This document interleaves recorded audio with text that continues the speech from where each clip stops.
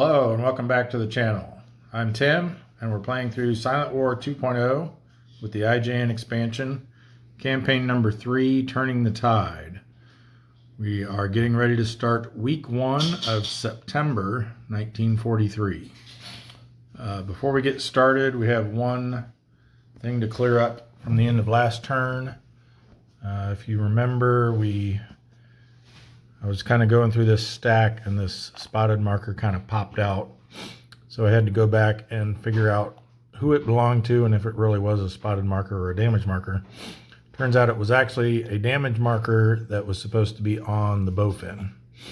All 3 of these subs were damaged, one with double damage. So that was what that came from. All right, so we did a little prep work for this turn. We've got all of the new subs that we'll be getting as reinforcements here. There were 3 IJN units that get removed from the mix this month. These 3 destroyers, the Arashi, the Hagakaze, and the Kawakaze. So those are all out for the rest of the game. There were no new IJN units coming into the mix this month, so don't have to worry about that. All right, and then of course we've got the these 3, the Gudgeon, the Grenadier, and the Greyback that are going to be returning from refit this month. And then we've got 3 that are being withdrawn. The list of subs being withdrawn, there's only 3 left that hadn't been sunk already. That is the Gar right here, the Finback, which is actually already at Pearl Harbor, and the Whale, which actually just left Pearl Harbor last week, so they're going to have to turn around and come back. So we'll be taking care of all that during the reinforcement phase. One more thing before we get started. I did update the subs with radar list, so all the new subs we're getting this week and the ones coming back from refit have been added.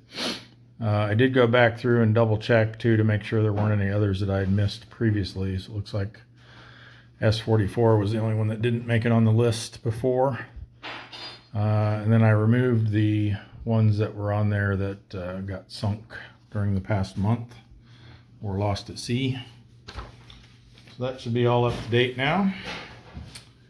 And next month we won't have to worry about that anymore because all subs will have radar. All right, so for our war event phase, 0 to 3. We got one. So 4. Let's see what war event number 4 is.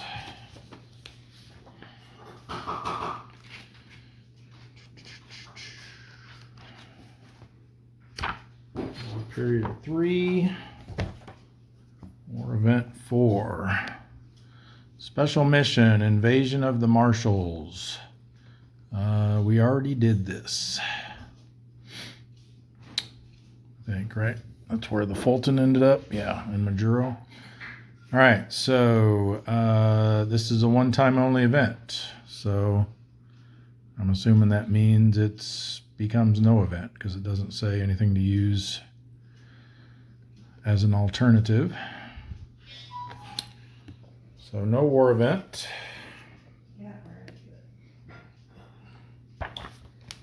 No torpedo improvement yet. We are at 358 per ship sunk, and we have to get to 450 before we can attempt to improve our torpedoes again. So intelligence and weather event phase. Ultra roll. We got a 9. We just had a 9 recently. Sea of Japan and North Philippine Sea. I think that might have been the week before last we had that one. So Sea of Japan is an ultra area, and the North Philippine Sea. All right, and then for our weather roll, we did get a tropical storm last week, but it didn't stick around, so we'll try again. We're now in September, so this is when it's most likely for storms to form. So we'll get one on a 3 or less now. And we did. And 2 for the second roll means it's going to be in the Marianas. We place a tropical storm marker there. And we've got a few subs there that we'll have to see if anything happens to them. Be kind of interesting because I think, well, we might have to check those immediately because they're going to be getting back into base. So we need to find out if they get damaged by the storm or not. Normally you wait until the end of the turn phase for that to occur.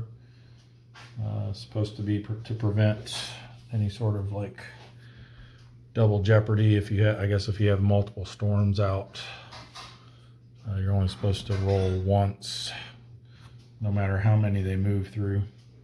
Still not sure I quite understand that, why it needs to be done at the end, but according to Brian, that's what he said the reasoning was for that. All right, so we got that placed, and then there was no storm strengthening to do, no storm movement, so all we have is the new storm formation, which we just did.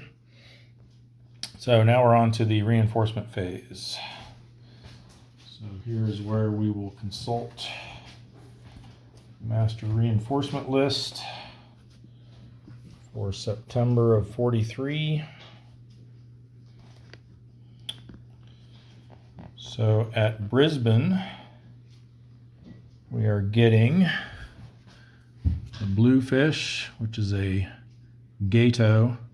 Apparently I've been mispronouncing this from what I've read, even though gato is how you pronounce the Spanish word for cat. When used to refer to a submarine, it's apparently gato. So we have the bluefish, which is a gato, the bonefish, another gato, the cisco, which is a belau, and the rasher, which is a gato. So all 4 of those coming in at Brisbane. So they'll go into the broom box.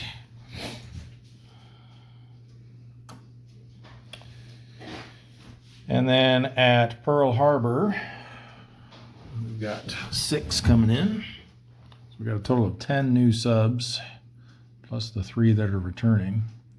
We've got the Barb, which is a gato class, the Cabria, I'm going to guess is how you pronounce that, Belau, the Ciro, gato class, the Muskellunge. We actually have there's a pub in Canton here near where I live that does game nights that I've been to on occasion, and it's called the Muskellunge Lounge. So that's that one. Another gato class, the Shad, which is a gato class, and the Skate, which is a belau class. So we got those 6 coming in at Pearl Harbor. Put those in the broom box there.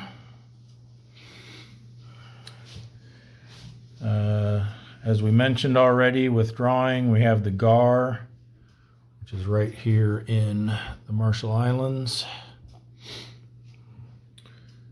We've got the Grampus, which was sunk before the scenario started. We got the Tambor, which I forget, it was either sunk before we started or has been sunk. The Whale, which again is just started heading out, so they've got to turn around and come back. And the Finback, which is already in Pearl Harbor. So we can go ahead and do that one now. They go straight to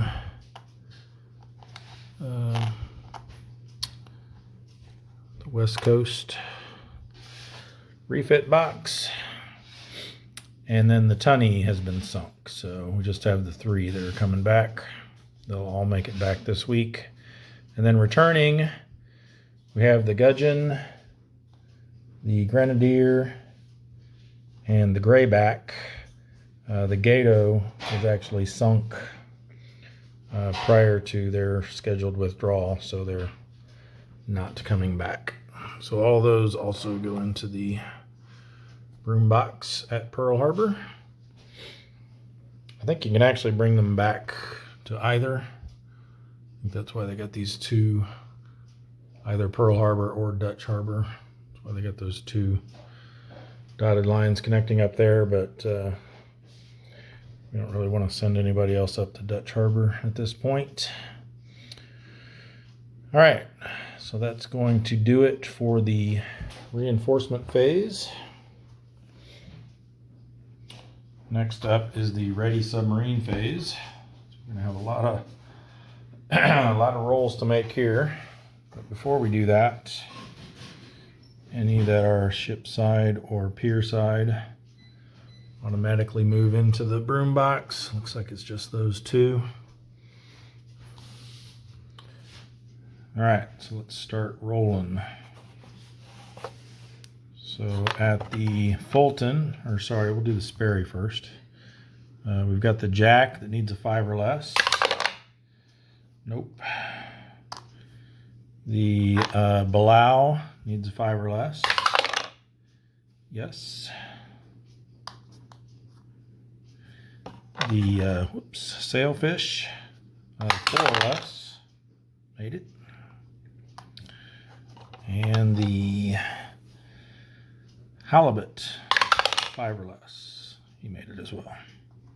So again, we'll have lots of room to take subs returning into the Sperry. Guess I didn't need to move that. Next, we've got the Snapper at the Fulton. Needs a 4 or less.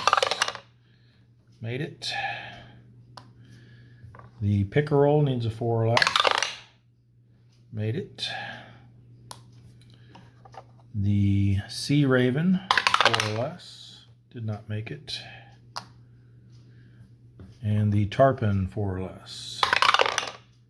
Did not make it. So we can take 5 more in at the Fulton and 6 more at the Sperry. Once those clear out, if we need to.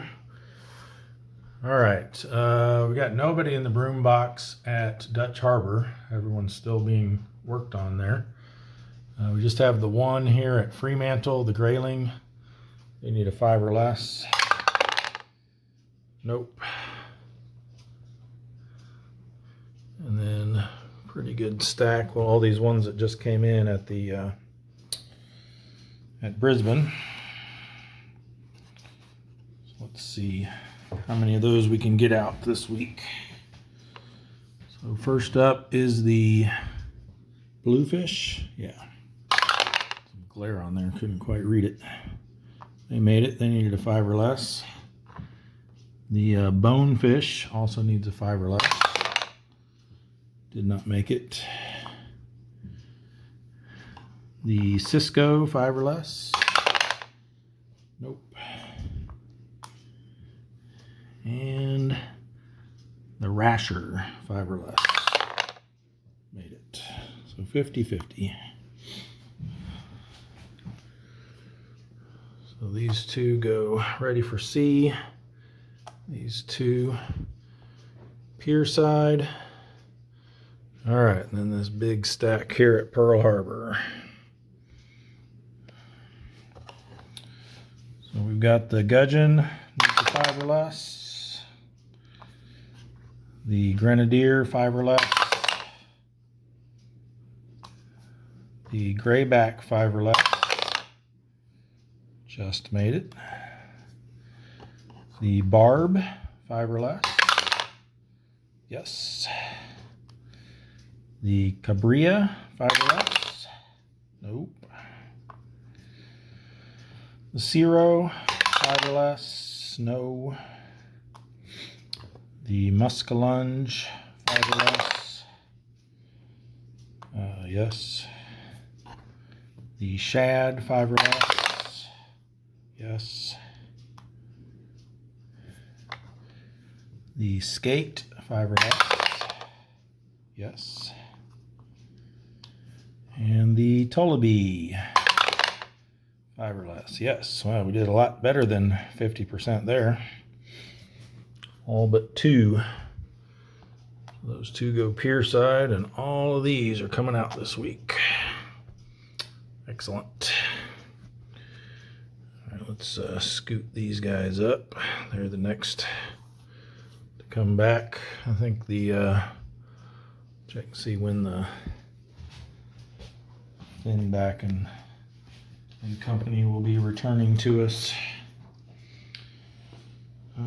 Finback's due to come back in, where are they? Oh, here we go, December. So we've got October, November, December.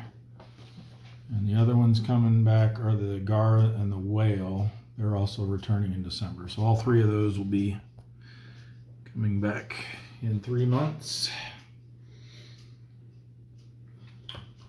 All right, now we can move on to the repair phase.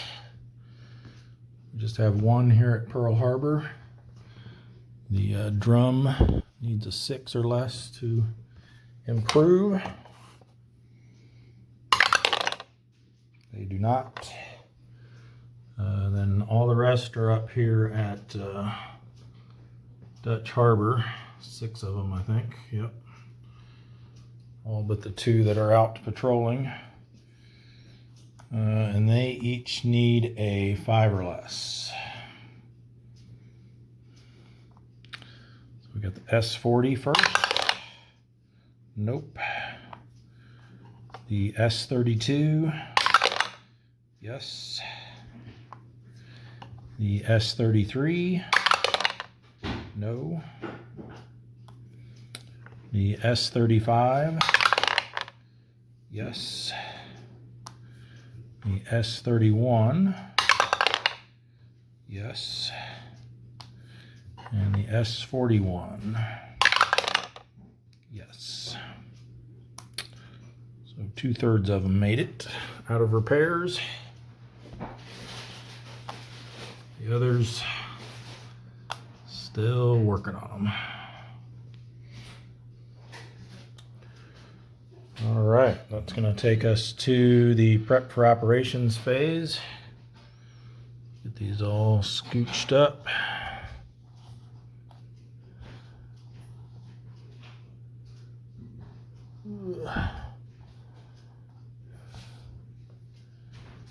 Sorry, I did some of those off camera there. Oh, that was, yeah, he was damaged. I remember that when I was looking at it earlier.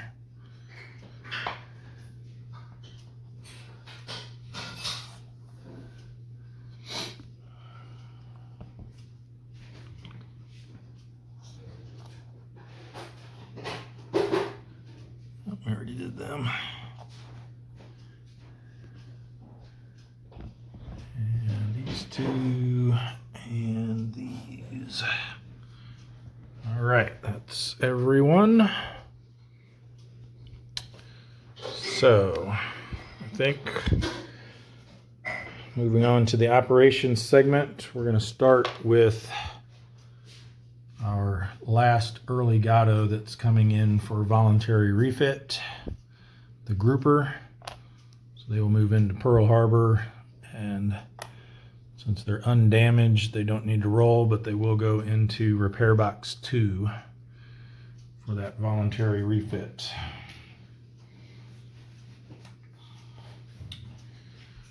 Okay, I think next we'll get our other 2 that are coming back being withdrawn. So we've got the Whale up here. They're gonna involuntarily RTB, and make it back with no transit check needed. And so they will go directly to the West Coast refit box. And the GAR, which is that one, yep. Again, no transit check needed. And even though they are damaged, we do not need to roll for them since they're being sent for refit. They just assume they're eventually going to get repaired and get sent off. So they will just go directly there.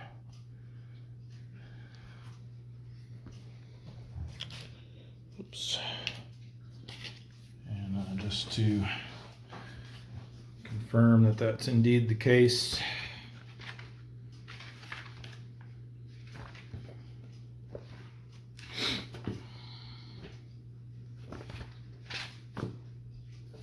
here it is.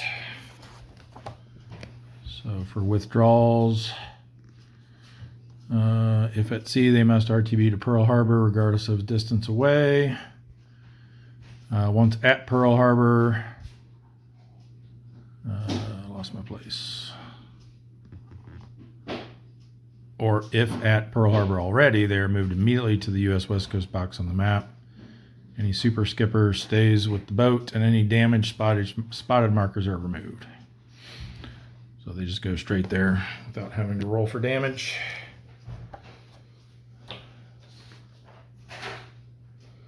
All right. So that takes care of those. I think next, let's deal with our folks in the storm here that are returning to base. So I think we're just going to send both of them. Well, we've got several here that need to come back from East China Sea. Is there 4 of them there? And then we got these 2 here as well. That's 6. They can only make it to the Fulton. Unfortunately, they can only take 5 of them, so we don't want these guys to tie that up. So instead, we'll send them up to the Sperry. But before we do, we might as well, these guys are outbound. Let's go ahead and send these guys back to Pearl Harbor. They tried to get into the Sperry last week and were unable to because of their damage. The Tenosa, so we'll roll for their damage.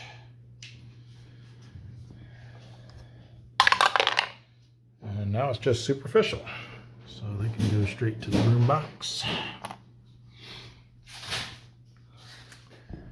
All right, so the S-47 is going to move up to here.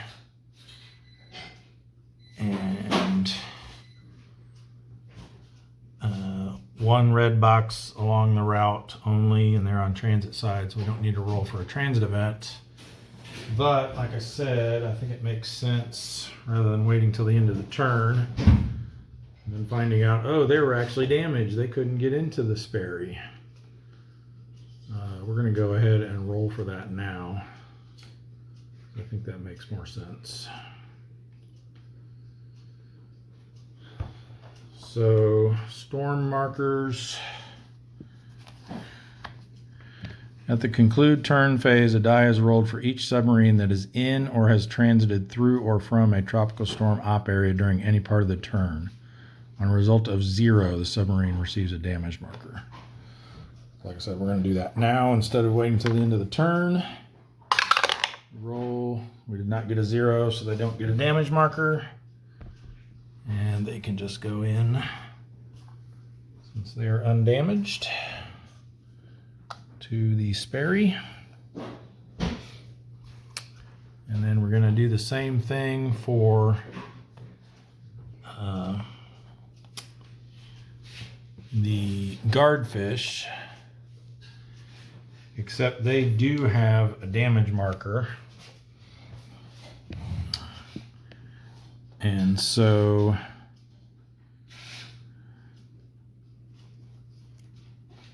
Yeah, this is a little bit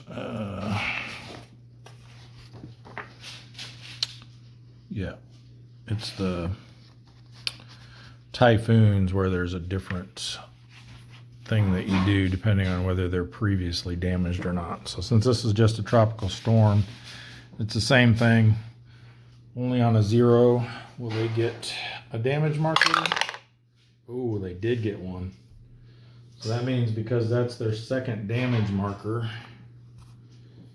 they now have to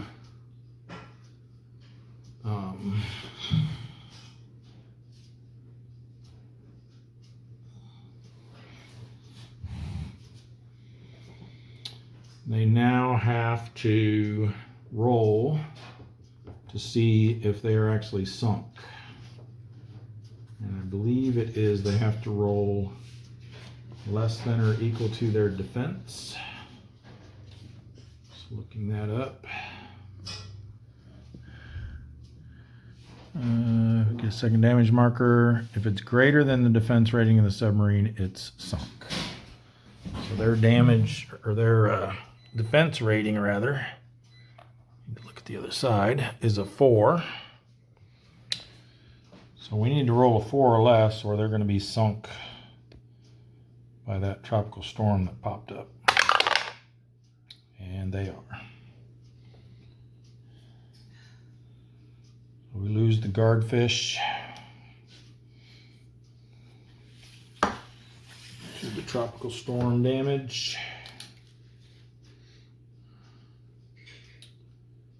This is week 1, September 43. Guardfish sunk. Not off to a good start. Going to put our subs lost up to 35. And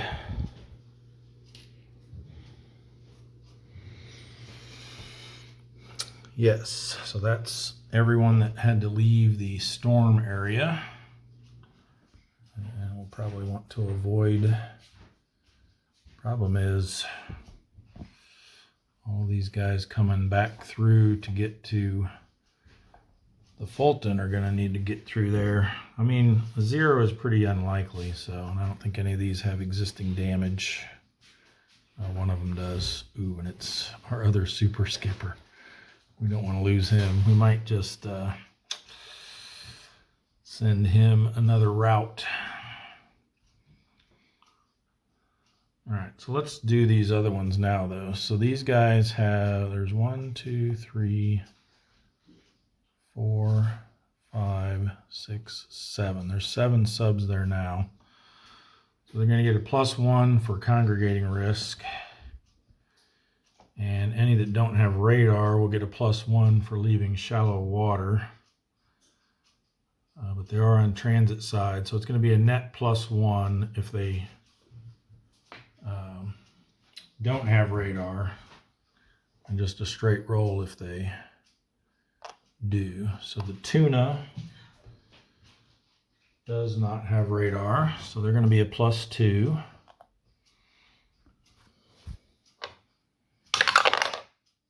Nine, so they get a transit check and +1 to each of these dice as well because of the shallow. So that's a 2 and a 10. 2 and a 10.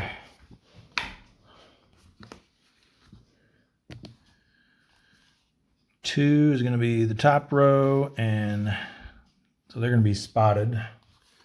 That won't really matter, I don't think. So it depends on what the storm does to them.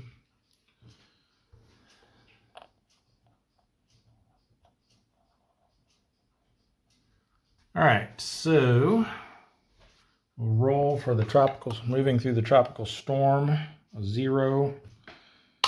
Give them a damage marker. They do not get one, so they can go safely into the Fulton.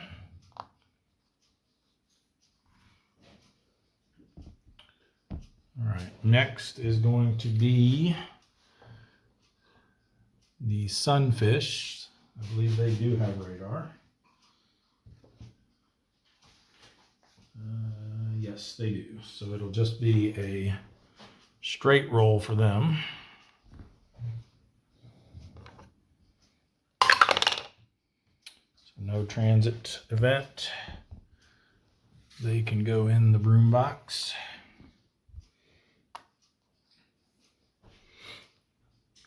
And then, like I said, I'm leery of risking the greenling getting another damage marker. We just lost our other sub that had a super skipper last week, the Wahoo. Got sunk in the Sea of Japan by a counterattack. So we're going to move them. Only 3 there, but they still got 1, 2, 3, 4. Yeah, so they're the 5th one. So still +1 for that. Do they have radar? I think they do. They do not. So again, it's going to be a net +1 for the transit check. We're going to move them into the bone-ins.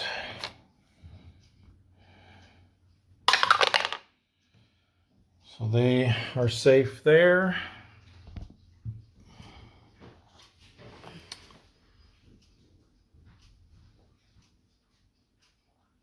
And then we have the Sea Dragon that's also coming back. They have radar, and now there's no congregating risk. So they will not even need to roll for a transit event. They will need to roll to see if they get damaged by the storm. They do not. So they make it into the broom box of the Fulton.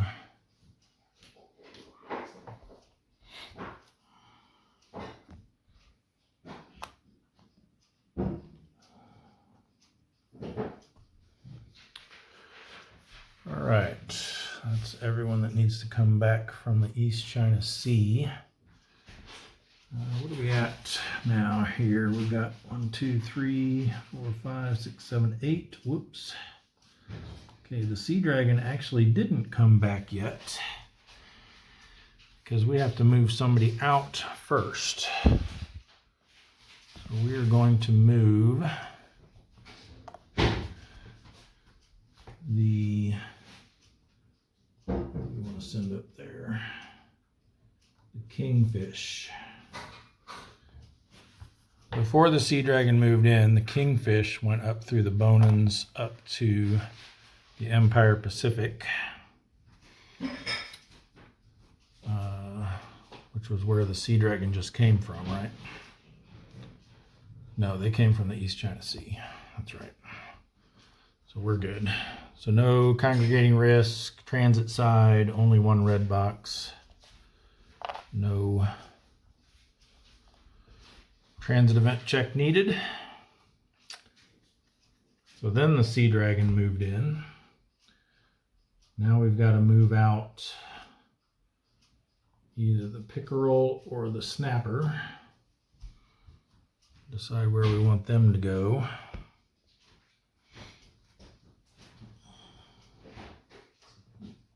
I guess we could send, I don't think we want to send them up into here. We'll probably send one of the ships from the Empire, or one of the subs from the Empire Pacific down into the East China Sea. So I think we'll just send them, we'll just have them flip-flop with the ones coming in from the North Philippine Sea. So we'll do the snapper first. So they're going to go through the Marianas to the North Philippine Sea. And do we want to do that though before? Yeah, that's all right, because we're going to move them out.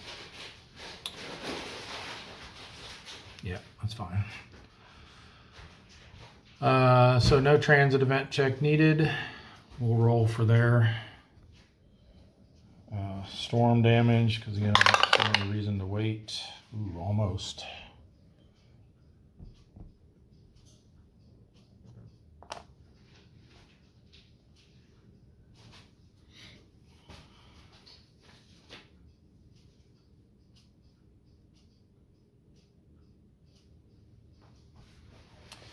I'm just thinking, because the storms don't move at the end of the turn, so that wouldn't be a reason why they would get hit twice. See, I'm not sure. I'm gonna have to talk that over with Brian, I think, and see if we can sort out exactly why that needs to happen at the end of the turn. All right, so now that the snapper's out of there, we can bring another one back. So we'll send the S41 through. Actually, are we gonna be able to get, yeah, that one can't reach there. So yeah, we should be able to get both of them in, no problem. We have 6 there now.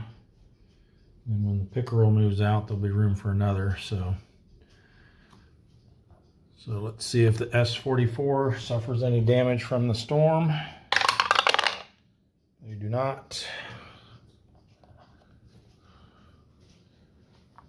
Into the broom box. And then the skipjack. Again, no transit event check needed. Roll to check for their storm damage. None. Well, actually, sorry, I forgot again. Pickerel needs to move out first. So they come back to here. So we'll roll for their storm damage. And they didn't get any either. Now the skipjack can come back, and they didn't get damaged by the storm either. So I think we're good now. We got 1, 2, 5, 6, 7 subs there at the Fulton.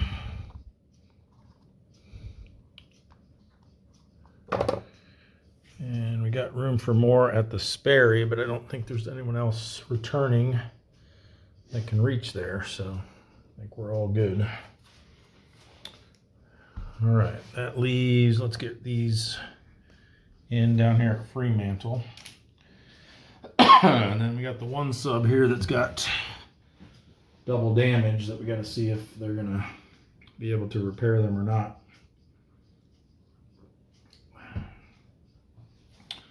So first up, the Bowfin will come in. We'll see what their damage is. 5 is going to be light. So they go into repair box 1.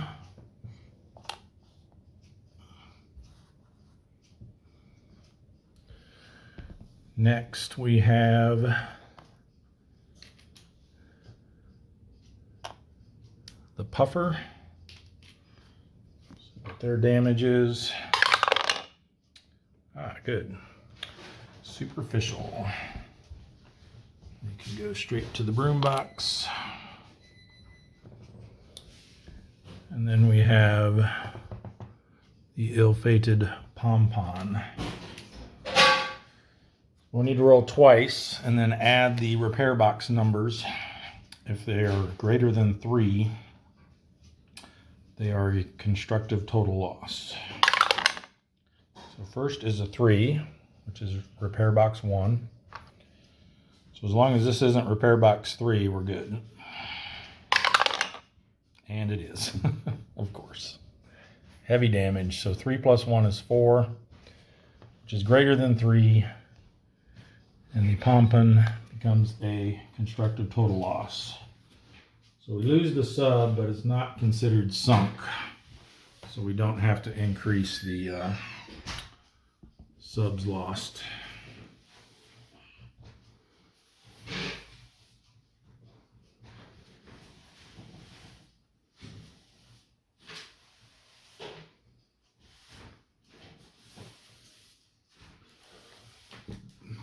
All right. Then we will,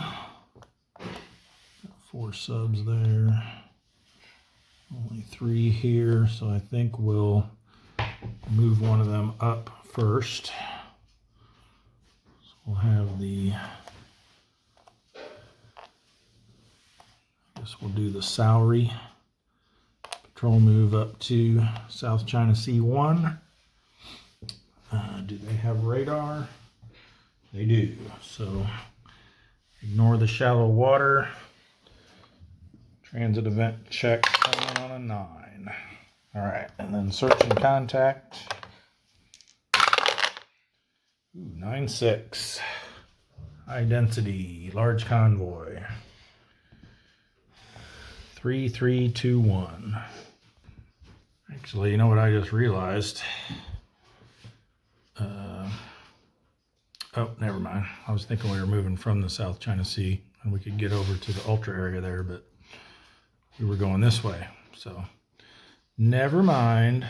We will probably do that with the swordfish and the silver sides, though. We'll shoot them over through the Gulf there into the North Philippine Sea. So I'll be back when we get this set up.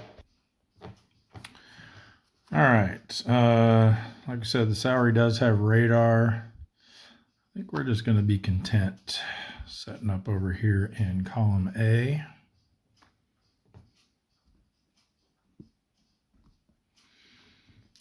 And let's go standard attack posture.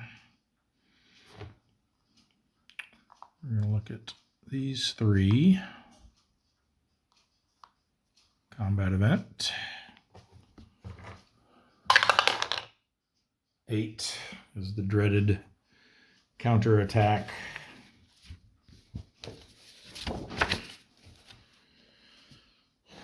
So we do not get to attack. They get to attack us, though. If there's anything to attack us. Let's hope there's not. That's our 3rd flip. Our 4th flip will be this.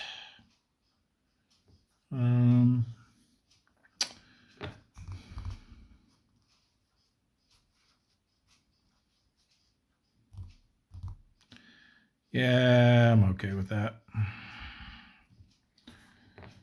So no counter or no attack from us. They get to proceed directly to the counterattack round.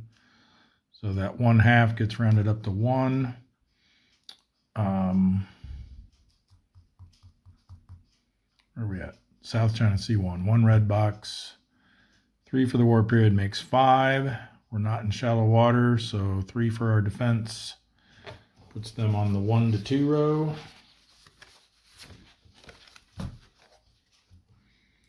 And no modifier. 2 is going to be nothing. Don't even need to look. All right, so for the re-attack, I think we stay here. We switch to aggressive. And then we reveal these 2. Destroyer and destroyer, of course.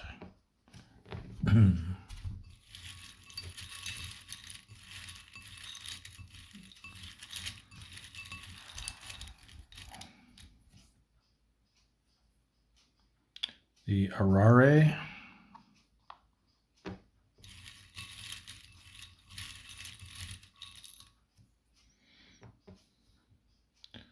And the Okakazi. Let's go back to B. I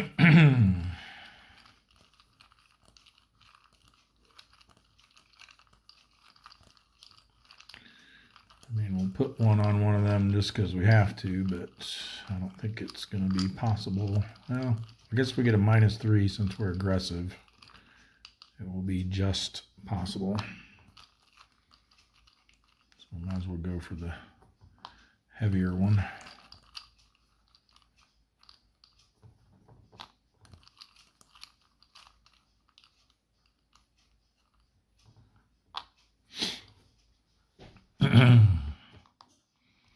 All right, so that becomes a -3. That becomes a -4. That becomes a -2, which I think is going to be not possible. And that becomes a -3.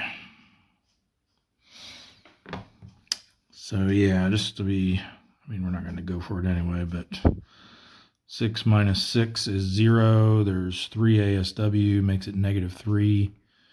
-1 for going over a column, and then -2. Even with a -2, it's not enough to bring it back up to 0.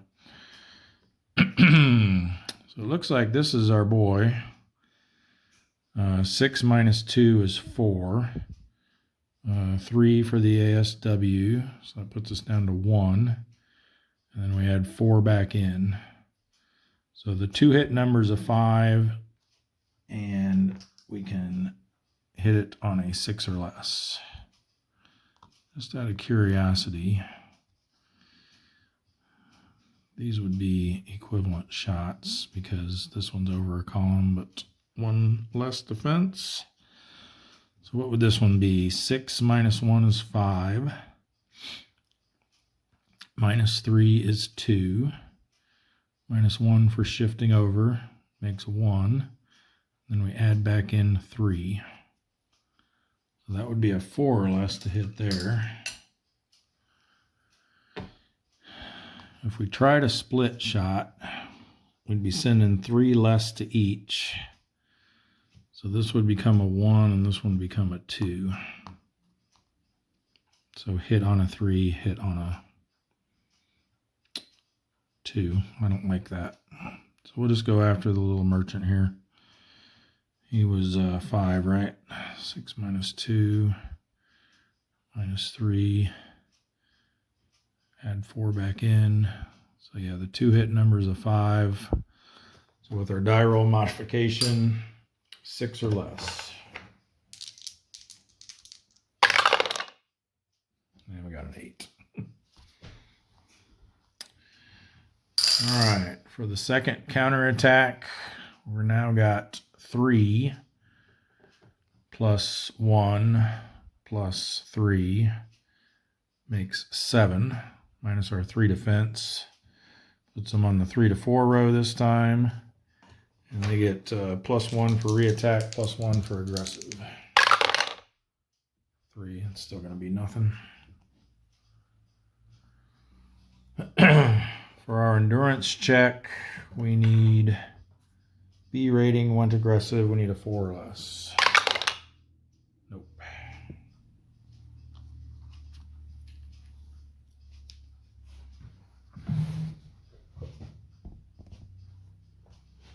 All right.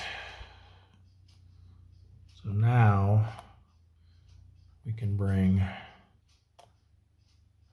the sturgeon back through South China Sea to the Java Sea with no congregating risk now.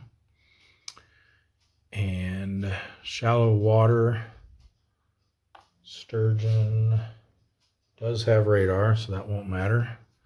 So it's just going to be a straight roll. This will be the governing op area because it has the red box in it. So only a 9. Safe.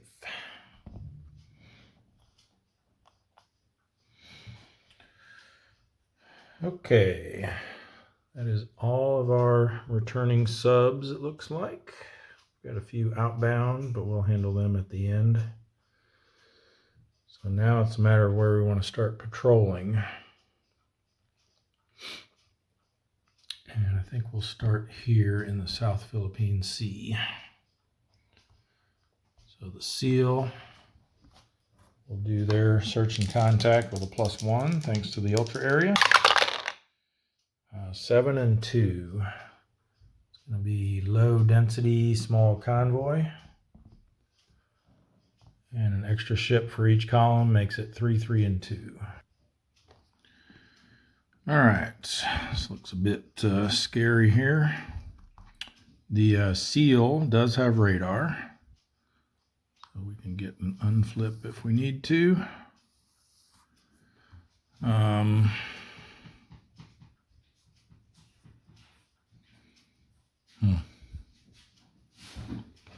I'm almost thinking we set up in column C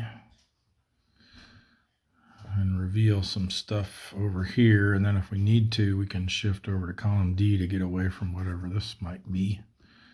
Turns out to be bad. So attack posture, I think we go standard. so that we can unflip something if we need to. Let's see what this is. Let's see what this is. Okay, that's good. And then I think we'll go here. Ooh, combat event.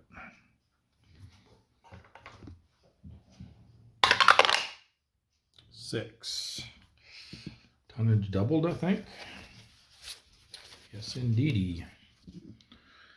So at the end of the combat phase, we'll double the tonnage of the largest merchant class ship that was sunk.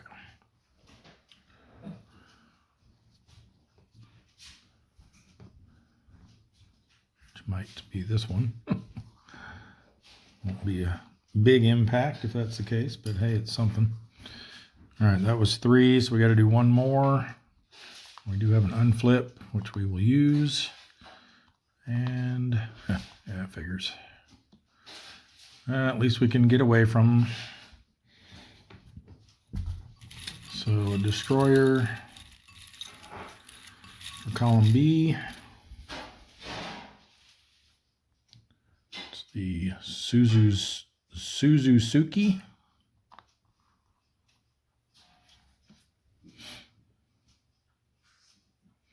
I think that was that one that we damaged last month, but then didn't have to spend any time in repairs, so came right back this month.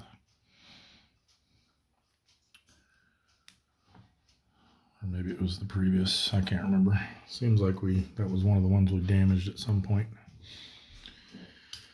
All right, that goes to B cup, and then we need a cruiser. And it is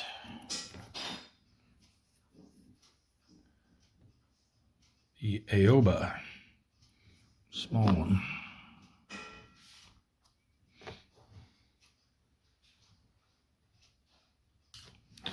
Cup C. Alrighty then.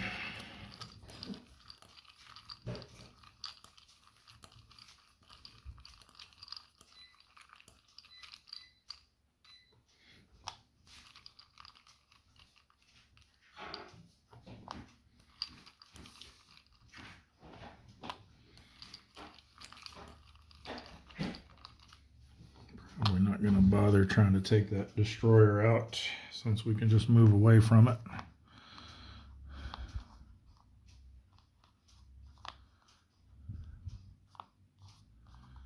Ew. Those aren't that great. Guess if we did target him, we could ignore his ASW, so it'd be 7 minus 2 is 5, but he'd get 1 for going over a column 6. Yeah, we can't. Forgot he's only got 5 attack, so we can't do that. Looks like, believe it or not, this is the best shot we got. It might be the only shot. Can we even get that? 2, 4, 5. We can just get it. So we can hit this on a 0.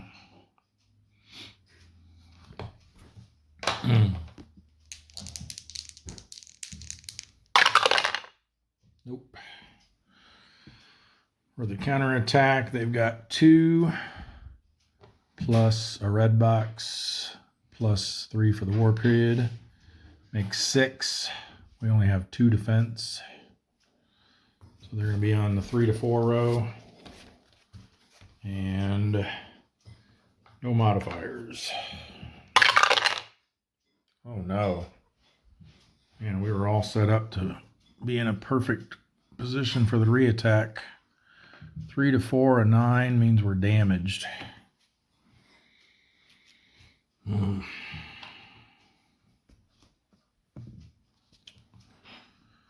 Well, we are still going to do it because we won't face any retaliation. So we'll slide over, go aggressive.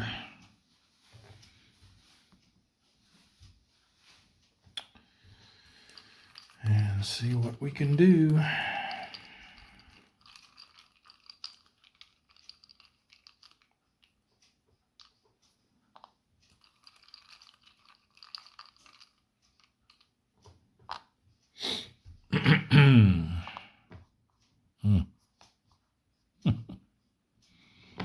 Wow.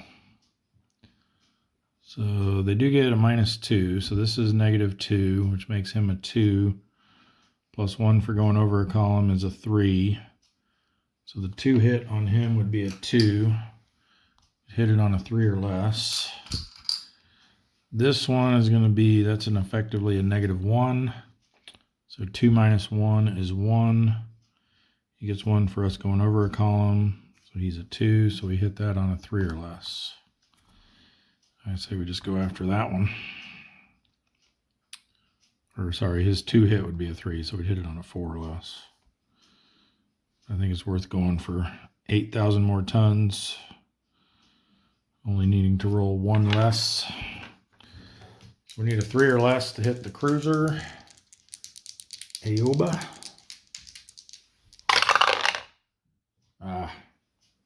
We would have got the other one too. Oh well. Took the chance. No counterattack. So for our endurance check, we went aggressive and we're damaged. We're a B rating, so we need a 3 or less. Got that.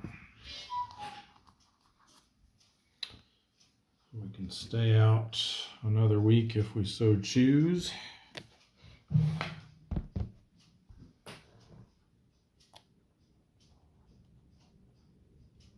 Oh, why did I put the RTB on them?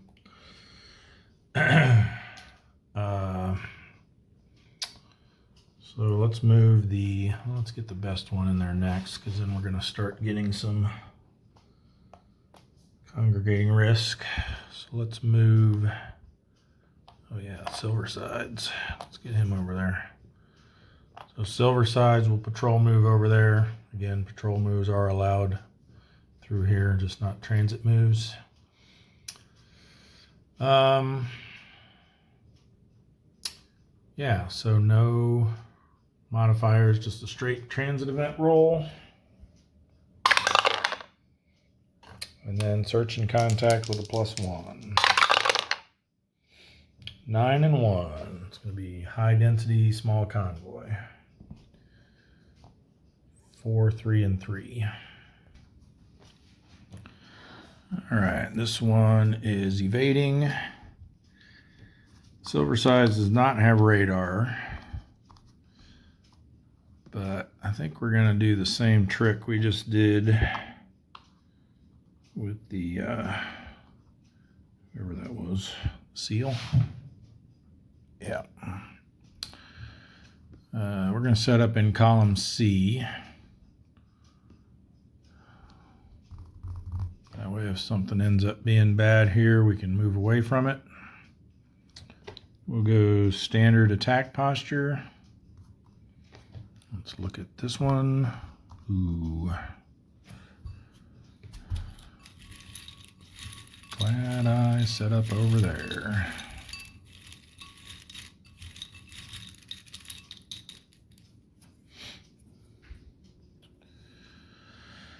It's the Isokazi. He becomes a 5. We attempt to crash dive only on a 0. Nope. And then their counterattack roll is a 5, which is just in the safe zone.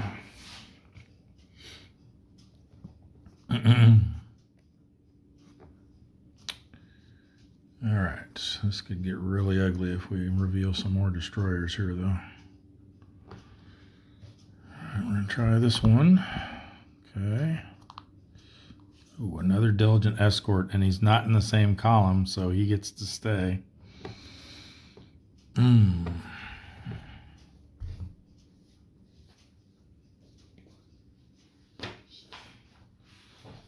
Double check that, but I'm almost certain that's the case.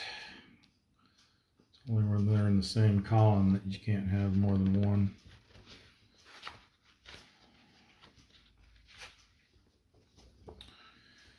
If a diligent escort is revealed in a column that does not already have one revealed,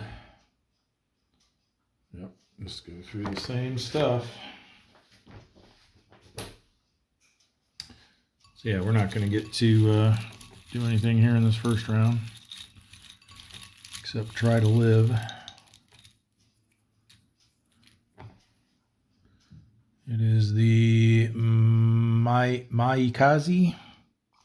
also a 5, so they're at 10.5 ASW so far. Again, we can attempt to crash dive. Failed. Diligent escort roll. 7 is not good. Damaged. Well, maybe that is good, because that means we can withdraw now. Which we will do. If you get a damage result from the Diligent Escort counterattack, you're allowed to withdraw immediately. So A rating, we are damaged. We need a 5 or less. Got it.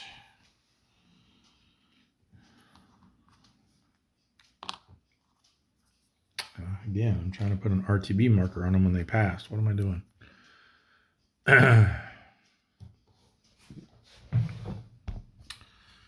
that went quite poorly. I think next we'll send in the swordfish. I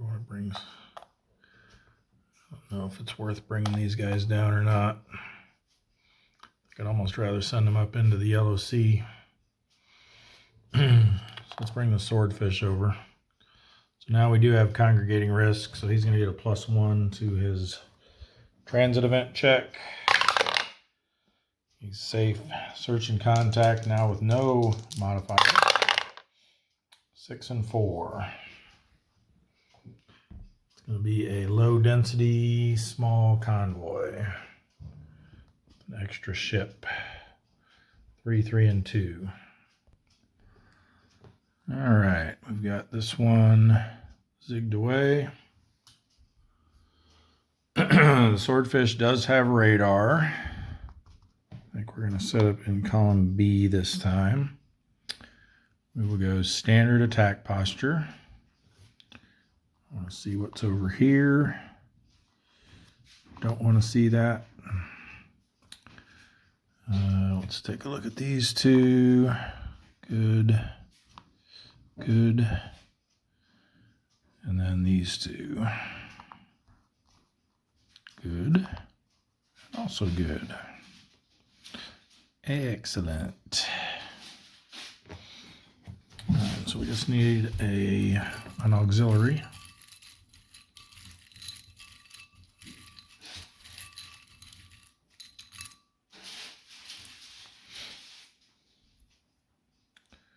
The Takasaki.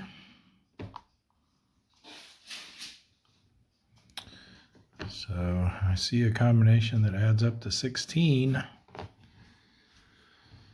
Let's see what happens.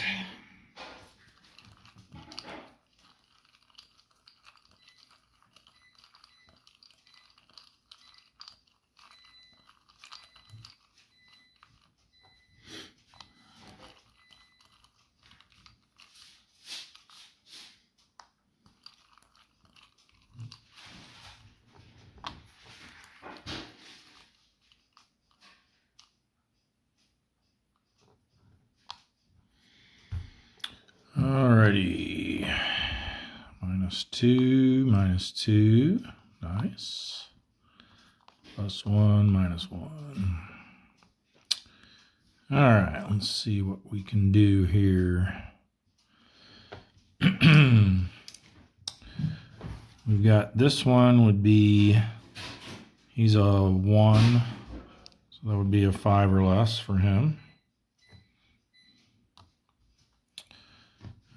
This one is a 0 because he gets an extra 1 for us having to go over a column, but then -2 for the TDC.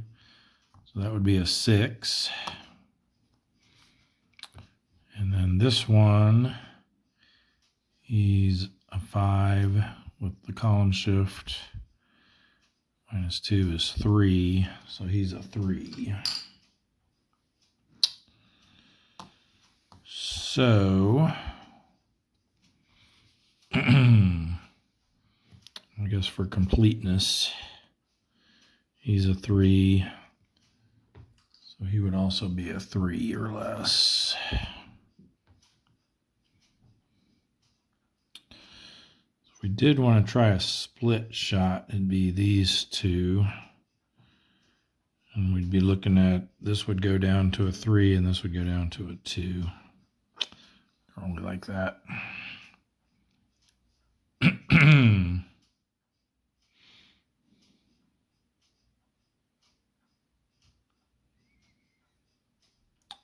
I think we just go for the easiest shot here.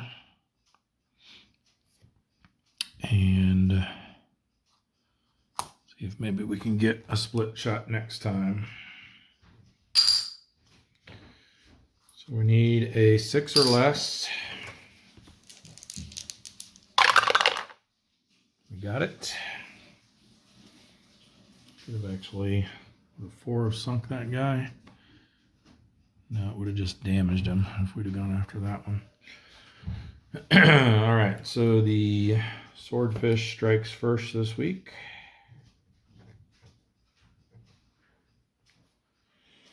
With a 1,000-ton gunboat.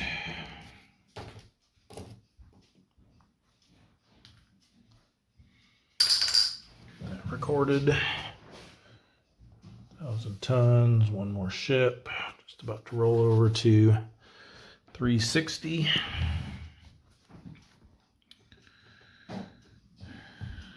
And there is no counterattack. So we are going to slide over here because we don't want to reveal that one. We know it's a destroyer. And then let's just hope neither of these are escorts. We're going to switch to aggressive.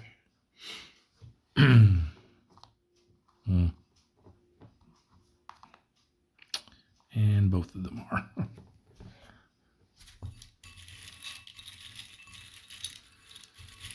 So super skipper's probably not going to happen.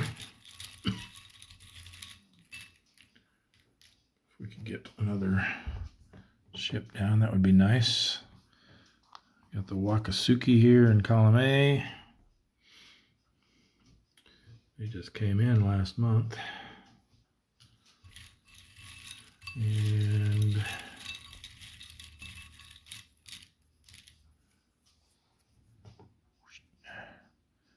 the Hatsuzuki.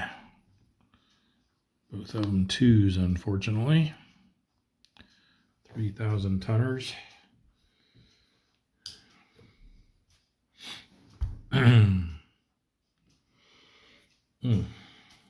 Well, let's see if we can at least get something and make it out alive,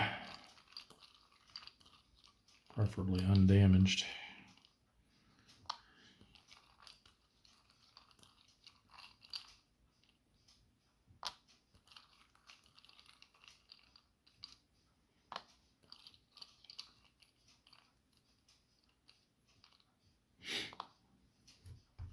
All right.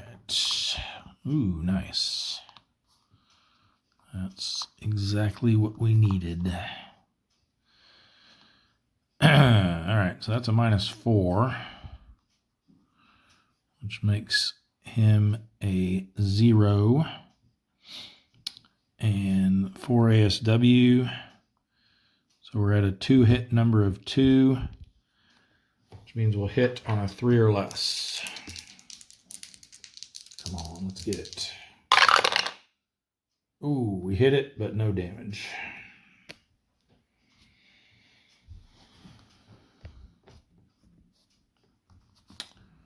That's a shame. All right, then we're looking at 4 plus 1 plus 3 more makes 8. We got 3 defense, so they're going to be on the 5 to 6 row with a +2. This might hurt. Not too bad. 5 to 6 row of 5. We are spotted.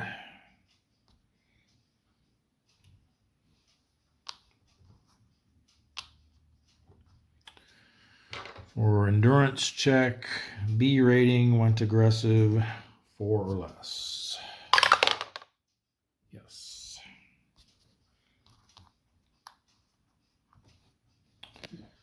That means they do not get an RTB marker, Tim. All right.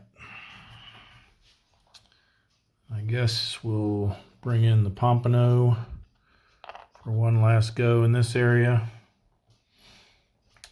Transit event with a +1 for congregating risk. And search and contact with no modifier, 4-7.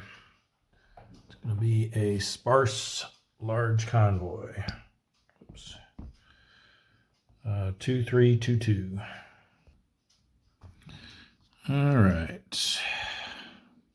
Sea swell there. Bad angle there. Well, I think I'm going to do something a little unconventional here and set up in column D. The Pompano has radar, but it's not going to matter.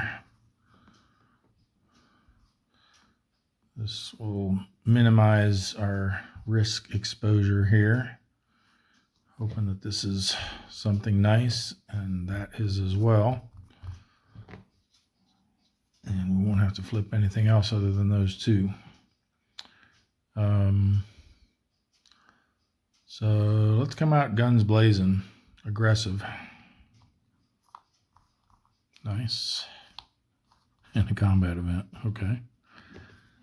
Let's see what happens here.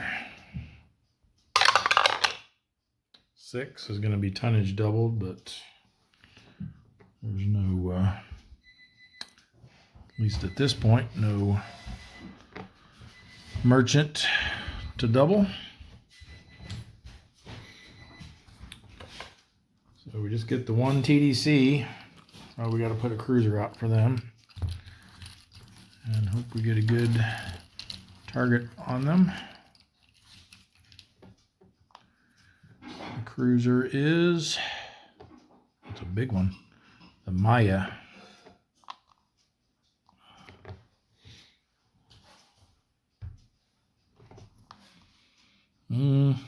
Not great. Can we hit it? It's a -2, so he becomes a 3, but then he's over a column, which makes him a 4. So we can hit it, but we need a 0.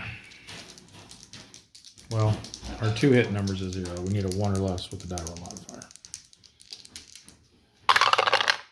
Hey, 4. What's that going to do? Probably just damages it. 10 to 17. Yep. 4 is just damaged.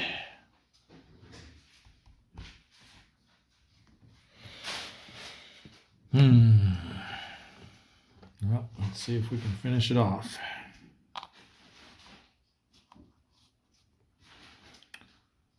We'll stay here. We'll stay aggressive. No counterattack, obviously. -2 to the TDC now. Give us a good one. Ooh, that's not a good one. Can we do it? He does get -1 for the damage, so, and this is a -1. So that's a net -2. Then he gets +1 for going over a column. So yeah, it's just, we can just make it again. 2 hit number of 0, so we need a 1 or less again. Can we do it twice in a row? Yes. Ooh, and an 8. With a big finish there to sink that baby.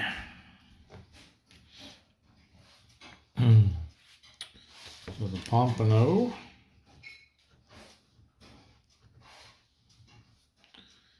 It's the CA Maya. 15,000 tons. Love it. Another one for the pile of shame. We sank several cruisers too. They're down to 1, 2, 3, 4, 5, 6. 9 left. Let's not forget to record it. So that will roll us up to 360, and then 15,000 tons puts us at 1,577,000 tons. Again, no counterattack. We are a C rating, and we went aggressive, so we're going to need a 3 or less. Got it.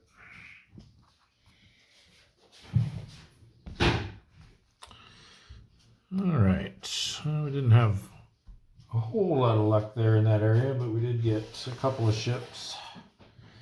Nice big one there for the end.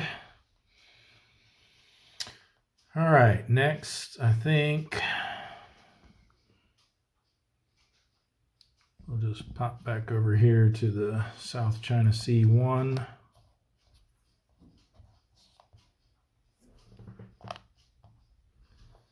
Move the spearfish into there. They have radar, I believe. Yes. So it's just going to be a normal transit event check. Ooh, they did get a 9 though. 2 1's not going to be anything. All right, so search and contacts for them. Ooh, 04, they didn't find anything. So B rating, found no contacts, needs a 6 or less. Nope.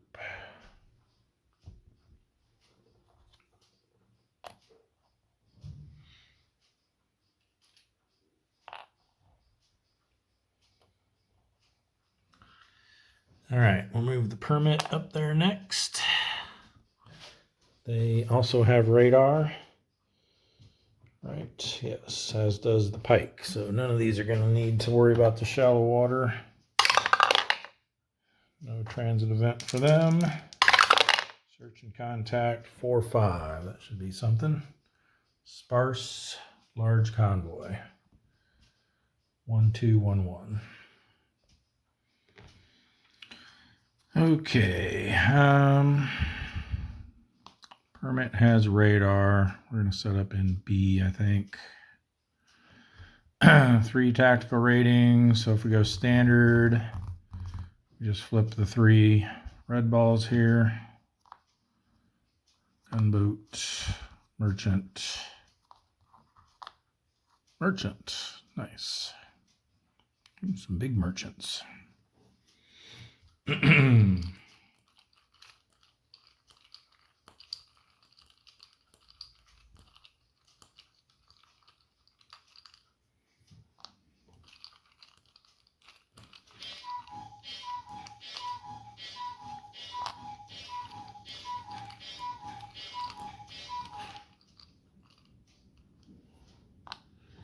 Okay, +3, yuck, +1, yuck, -1, okay, we'll deal with it. So he's going to be, he gives us a +1 for going over a column, so he's going to end up being a net 1. So we need a 3 or less to hit.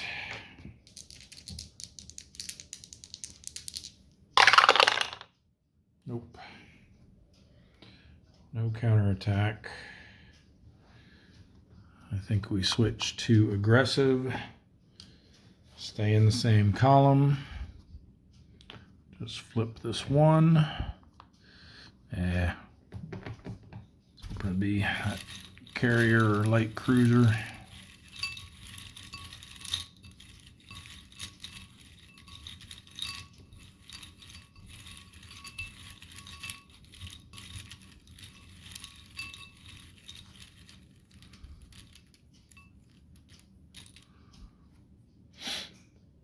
The Ikazuchi.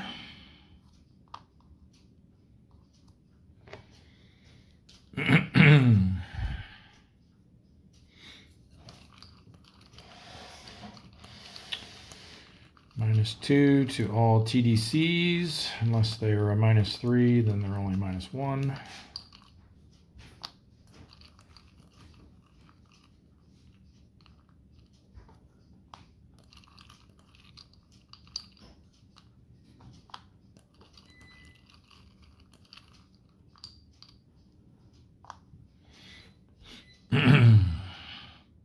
Oh, wait a minute. Why am I putting 4 of these out? I screwed that up last time too, didn't I? Or no, I only put 3 out last time, didn't I? So used to the Gatos and the Blouses. All right, so just those 3. Hey, that's what we're looking for. Unfortunately, it's on the smallest one, but hey, we'll take it. So that's a -4. So he's a 1 plus 2 is 3, plus 1 for going over a column is 4. -4 makes him a 0. So 4 or less to hit. Just out of curiosity, what's this one going to be? 2 minus 2 is 0, plus 2 is 2.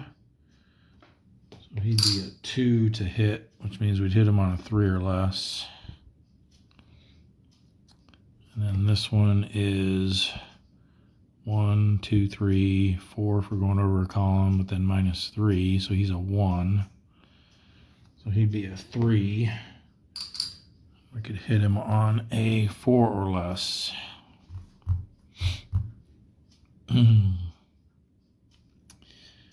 Yeah. At this point, I think we just go for the ship count. Not worry so much about the tonnage since there's not that big of a difference. So we need a 5 or less with our DRM. Oh, we could have hit any of them. And a 3 would have sunk any of them except the 5,000 tonner. So at least we didn't try to go for that one. All right, so the permit bags a 1,000 ton gunboat, the second one of the week.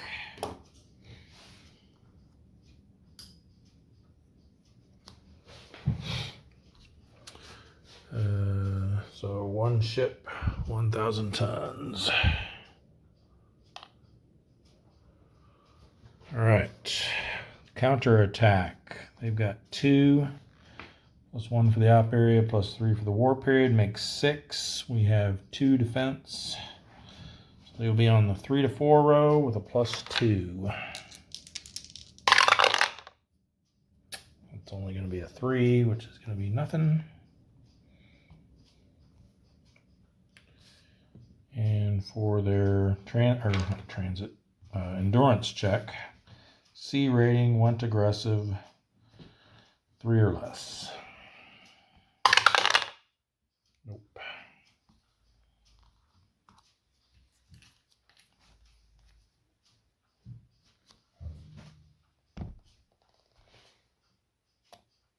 All right, that's 3 ships there now. So the Pike will make 4.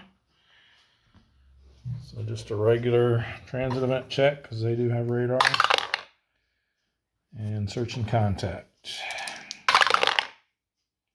4-2. It's going to be a sparse small convoy. 2 and 1. Got that one memorized. All right, just about to run out of battery here, so we need to hurry. Pike, we're going to go aggressive. Let's just flip them all. Oh, combat event first. 2. Remember what that is. Oh no, it's a torpedo malfunction. So we got to roll a second die. I didn't roll that one, did I? 5 means it's a premature detonation. Torpedo detonates just outside the hull during firing. Attack value is halved for the current attack round. It's rounded down, I believe. Roll a d10. If it's a 0, the submarine is sunk. If it's greater than or equal to the submarine's printed defense value, the submarine is damaged, otherwise no effect. Submarine has a super skipper +1. We don't. If not sunk, conduct the counterattack round, adding 1 to the ASW value. Detonation adds in localizing the submarine. I assume that's if there is an ASW value. All right, so we have to roll a die, and if it's a 0, we're sunk. If it's greater than or equal to our defense value, we're damaged.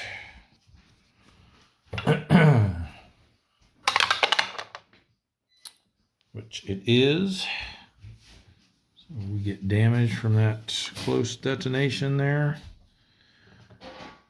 And the ASW will get a +1 if there is any, and there is. All right, so we need a destroyer.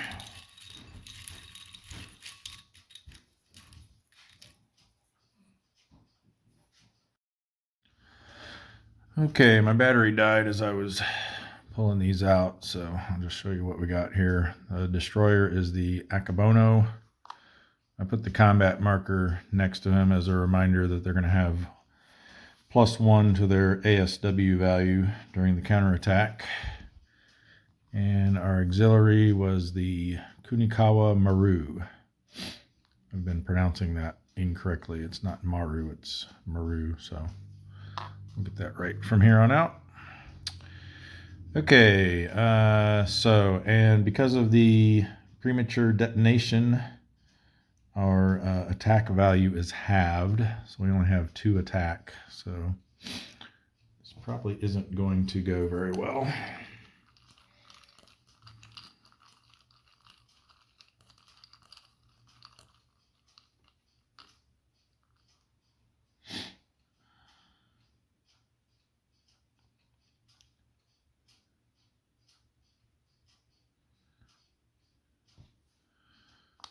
Okay.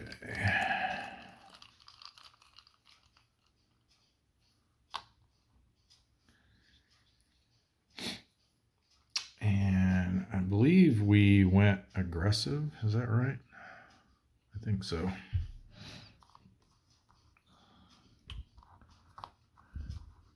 Well, maybe we will have a shot here. So assuming we were aggressive, which I'm pretty sure we were, this is a -4 now, which means, and they've got 2 ASW, so our 2 attack gets neutralized by the 2 ASW, but then his 3 defense +1 for going over a column gets neutralized by the TDC. So we can actually hit that on a, well, the target number is a 0. We can actually hit it on a 1 or less. Yeah, we definitely were aggressive because that's how we flipped over 3 markers. So we can hit on a 1 or less. Hey, but 2 for a 7,000 ton ship. Pretty sure it is going to do nothing. Oh no, it does damage it. Okay. Yep, so we damaged it at least. But now we got to endure a counterattack, and we've already been damaged by our torpedo that detonated right outside the hull. So let's see there. Well, hang on a second. I think I might have misread that. So they get a +1 to the ASW value during the counterattack. Okay, so they actually only had a 1 ASW for that. So in actuality, our 2 hit number was a 1, and we would have hit on a 2 or less. We rolled a 1, so we're good anyway. All right, but now they get the +1 during the counterattack, so they're now a 2. We've got 1 red, excuse me, 1 red box, 3 for the war period makes 6. We have 2 defense, so they're going to be on the 3 to 4 row, and we are damaged and went aggressive, so they're going to get a +2, so this could be bad. No, not too bad, I don't think. Hopefully nothing. 3 to 4 row, a 4 is nothing. All right, so the event is over. So we can get rid of that. We can get rid of these. Man, I really hate to leave after we damage this guy. We're going to chance it. We're going to slide over.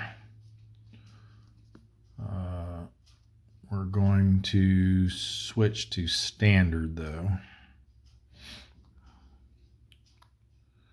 He's going to have -1 to his defense because he's damaged. Let's see if we can make something happen here after so much has gone wrong so far.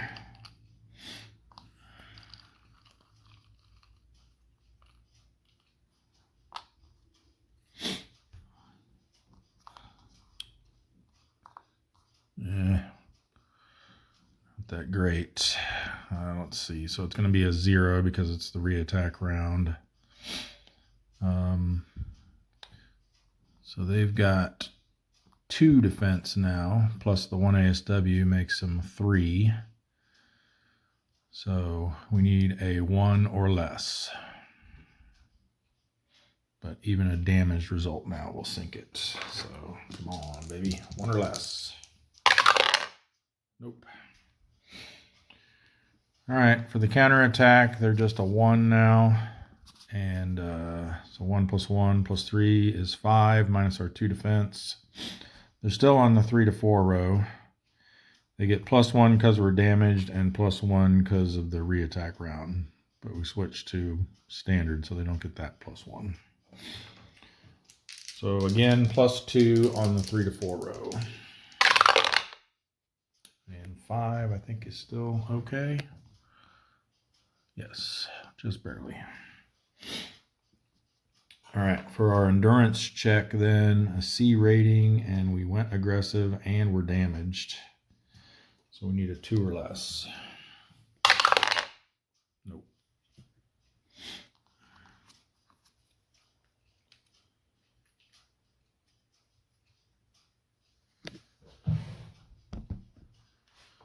All right, that's gonna do it for that area.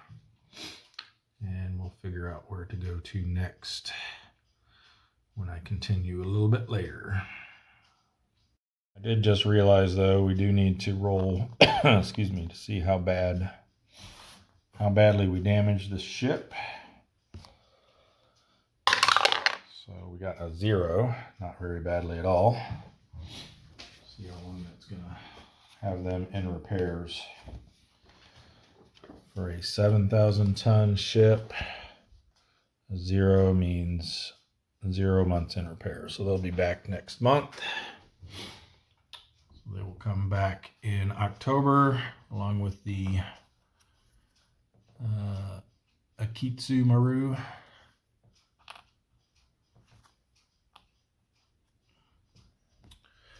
All right, now we'll continue later. All right, I think next, let's decide what to do with the albacore here. They're spotted and damaged. I'm kind of tempted to bring them back. However, we've currently got a tropical storm in the Marianas, which is where I'd want to bring them back to.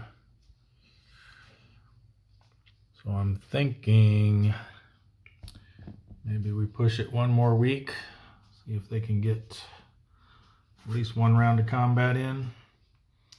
So let's do a search and contact roll for them. Sorry, I need to shut the curtains here. Too much sunlight coming in.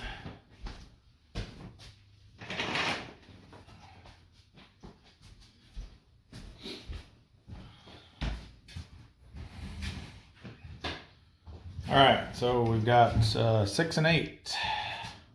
Let's see what that gets us. It's going to be a low density task force. So 1, 2, 2, and 3. Okay, the albacore has no radar, and I think because we're in kind of bad shape here, we're going to play it safe. Set up over here in column A, and scooch this up just a little bit.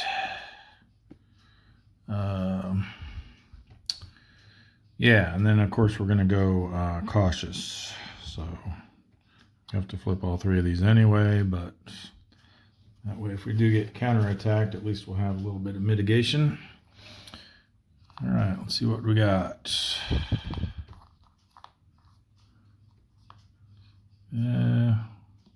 It's hoping for no escorts, but we got 1. So we definitely won't stick around more than 1 round. Unless we get lucky and take him out or damage him.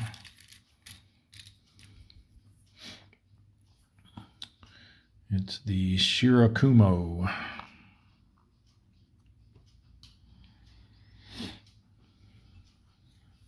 All right, so TDC markers. Move these off to the side here.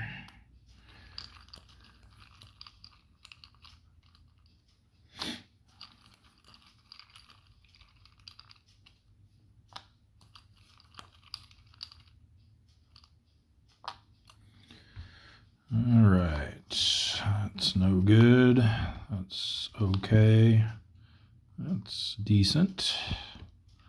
If we do have a good shot on the escort here, so we get to ignore his ASW if we target him. So he's going to be a 6, and he's over a column, so that's a 7. So we're even there, and then the -2 will bring it up to a 2. So we need a 2 or less to hit that. Here we're looking at 2 and 1 and 1 for going over a column makes 4. -1 for the TDC makes 3. So we'd need a 4 or less to hit that. Oops. And that one's not going to be as good, obviously.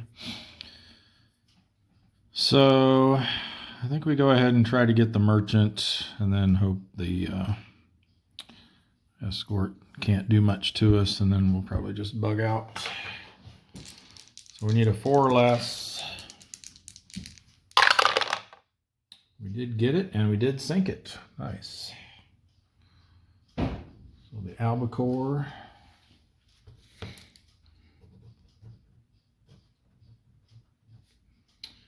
gets a 1,000-ton merchant.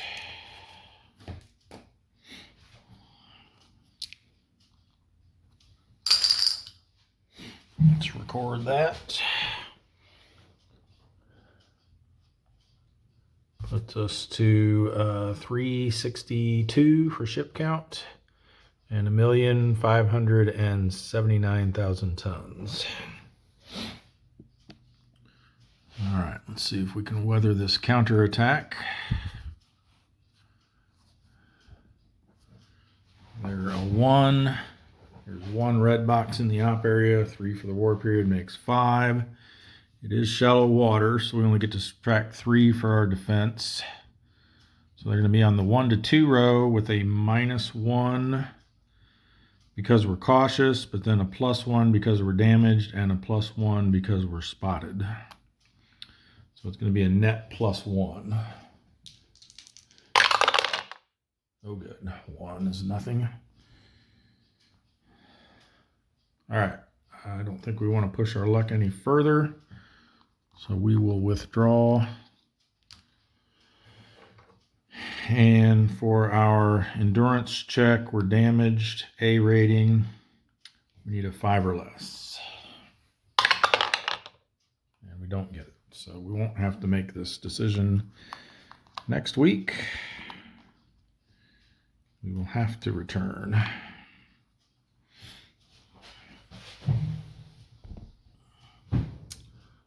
All right. I think next we'll go up to the Sea of Japan, which is our other ultra area. Move this over here. And we'll obviously have the 4 that are there, patrol there. And I'm thinking we'll probably move these 3 from the East China Sea up into there. At least, yeah, probably all 3 of them. They're all Gato, 2 Gatos and a Belau. All right, so let's start with the Lapon. You get a +1 to this roll. So it's going to be an 8 and a 3. It's going to be a high density, small convoy. So over here, extra ship for each column makes it 4, 3, and 3. All right, this one is too close. We are going to set up in column B. The Lapon does have radar. And looks a little dangerous there. I think we might go cautious for this first round. So we'll see what this is. Good, good, and good. All right, so we get an auxiliary here. We have a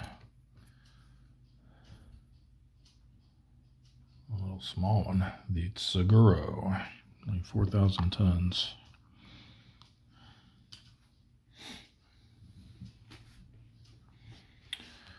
All right, so TDC markers.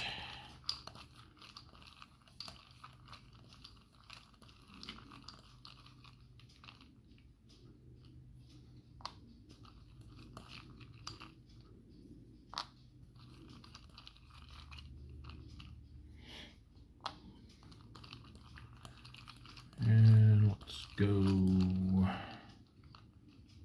here.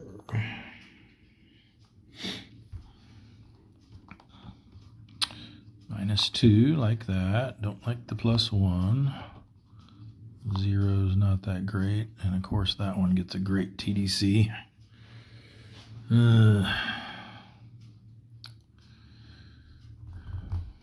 Let's see.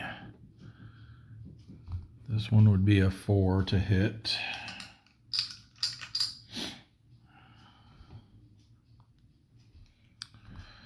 If we went over here, he's a 0, but then he gets 1 for us going over our column, so that would be a 6 to hit.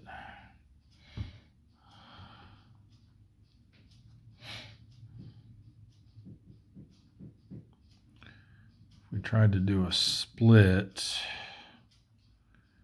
we'd probably send 4 here and 3 there. So that would take this down to a 1 and this down to a 2. Don't really like that. Oh, and we're cautious too, so that wouldn't, yeah, that would make it bad for the second shot because their TDC would have a +1 and we'd have a +1 on the 2 hit roll, so never mind. I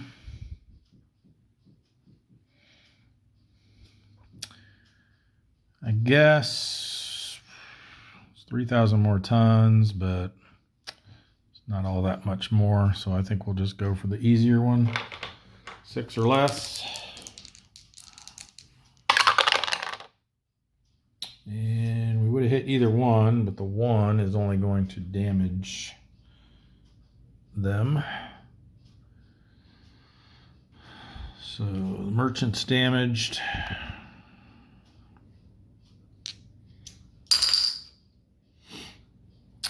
For re-attack, I think we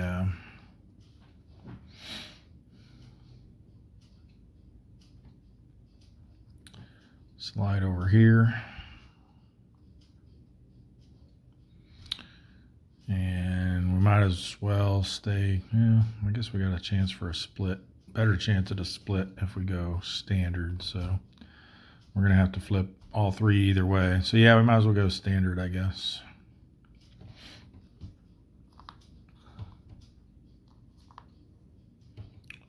Destroyer there. Ooh, I like cruiser, nice. All right, so he doesn't get replaced, but we do need a destroyer and a light cruiser. Destroyer is the Ushio.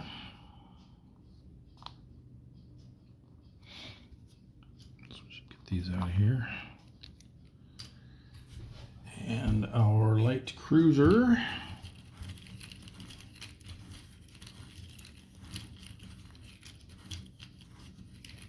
makes me kind of wish we'd have taken the shot at that one now. See, had a -3 on him. Is the, come on, Nagara.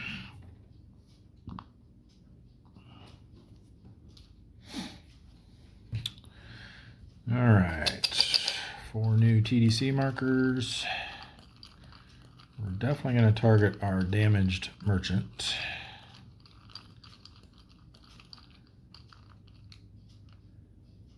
And I think we should target that AT, so we could, if we get a good shot on him, we can take a little bit of the AS, a little bit of the bite out of the counterattack. I think I'd kind of like to go for the 2 bigger ones for our second 2, so let's go here and here. We'll just ignore that little gunboat.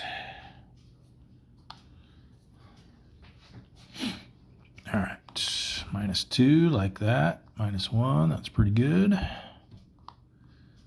+1 and +2, so yeah, not going after those. So I think we may have a decent split shot opportunity here. This one is, so he's down to a 1 because he's damaged. All right, well, let's figure them out individually first. So this one's a 2. He gets 2.5, so rounded up to 3. Makes 5. And -3 for the TDC because it's the re-attack round. So he's a 2. So we need a 5 to hit him. And then this one is 2 -1 for the damage.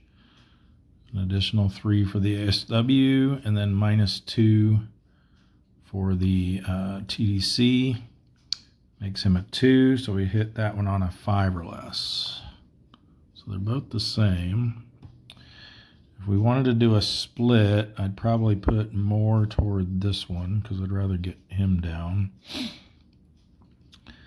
So we'd send 3 less to that one, which makes it a 2. I'm not liking this already. And 4 less here makes it a 1. So yeah, not quite good enough, I don't think.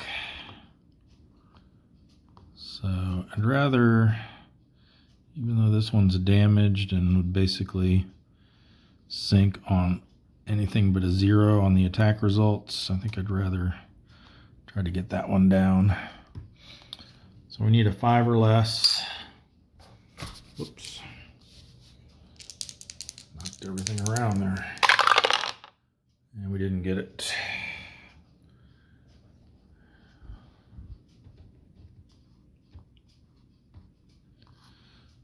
So counterattack coming back at us is going to be 3.5, or sorry, 2.5 rounded up makes 3. 1 red box makes 4, and 3 for the war period makes 7. We have 4 defense. We're not in shallow waters, so that puts them on the 3 to 4 row. And they get a +1 for the re-attack round and +1 because we're spotted. So +2 total. 0 becomes a 2. That's not going to be anything. So for our endurance check, we're an A rating, excuse me, with no modifiers. So we need a 6 or less. And we got it. Lapon can patrol there again next week. Next we have the harder. +1 to search and contact. Another big 9-9-1. So that's going to be another high density small convoy. An extra ship makes 4, 3, and 3. All right, the harder has radar. So I think we're going to set him up in column B. And we will go standard posture. I want to see what's over here. No, I don't. We'll unflip that one. We'll keep that one though. And let's see what's in B. Okay, another one of those ATs. Yep, kind of figured that was coming. Whenever I see 3 red balls there in column B, I always assume one of them is probably a diligent escort.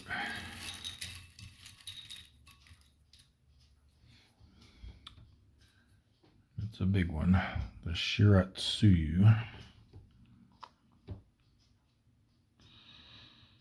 So he's a 5.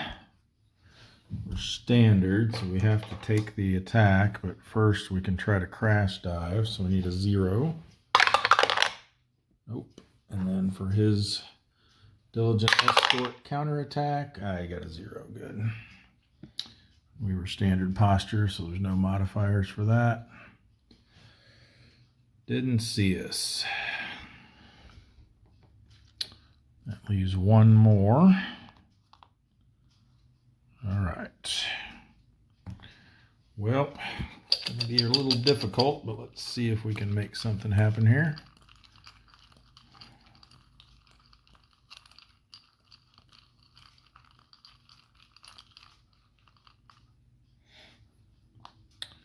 We want to go these 3 for sure.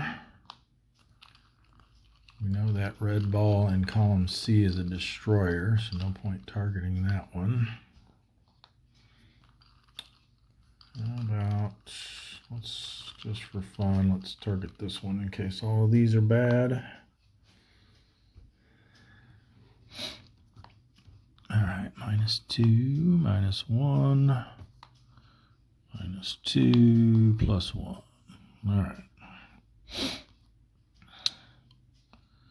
So they've got, with the half coming from this guy, they've got a total of 5.5, so rounds up to 6 for ASW.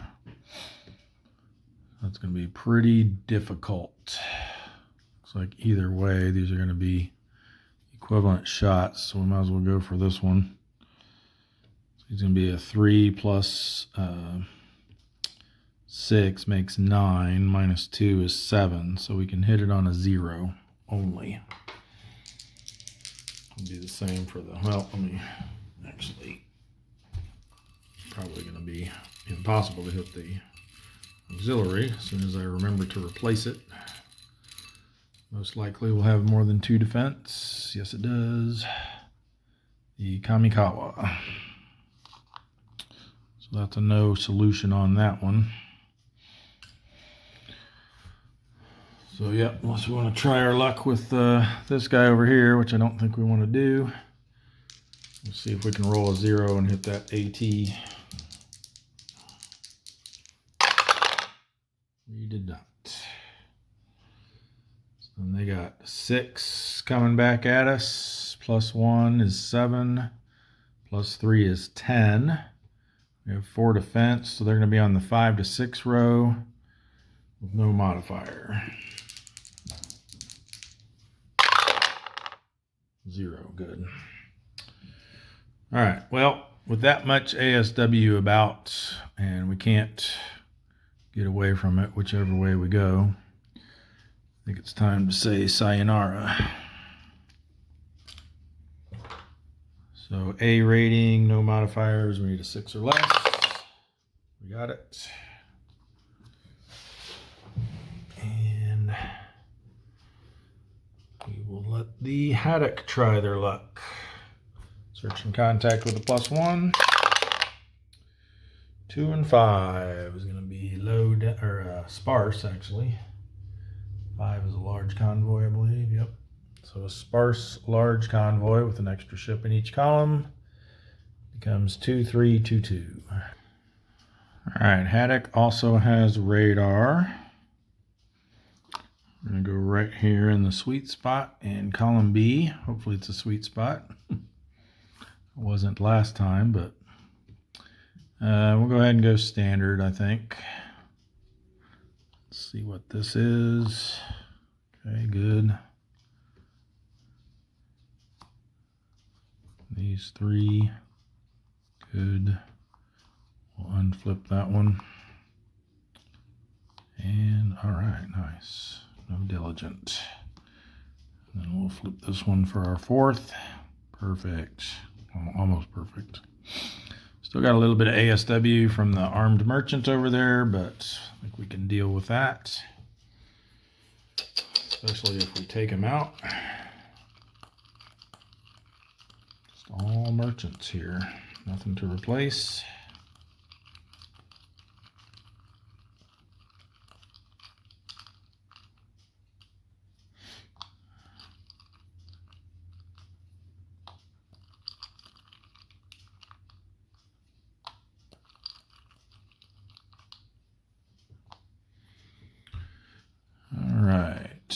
+2, -2, like that. +2, don't like that. And not very good for attempting a split shot here. So looks like we'll just put everything on the 3,000-ton merchant. So he's 2 + 1 for ASW makes 3. And then -2 from the TDC, so he's a 1, which means we hit on a 6 or less. There we go, but we only damaged him.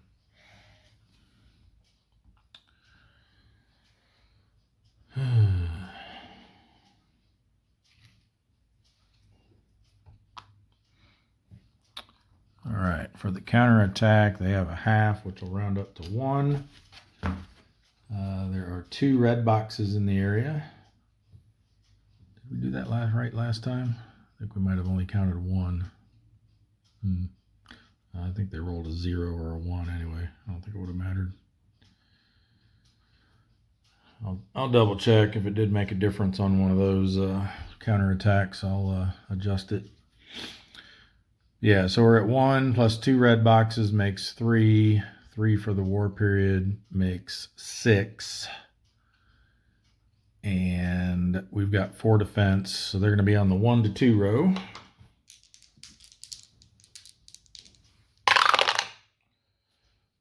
Five. And they don't get any modifiers for that, so that's going to be nothing. All right, I think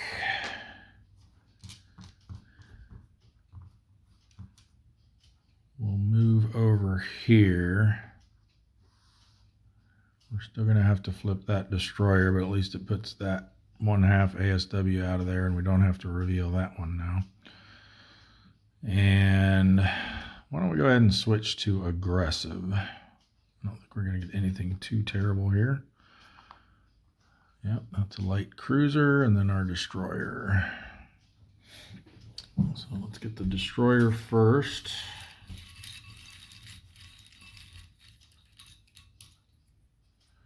It's gonna be the Akakazi.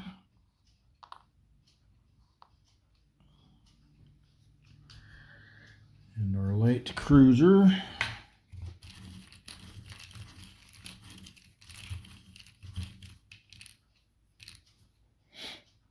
is the Agano,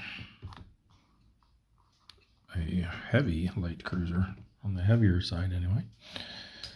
9,000 tons. Excuse me. All right, TDCs. Looks like everybody but the destroyer.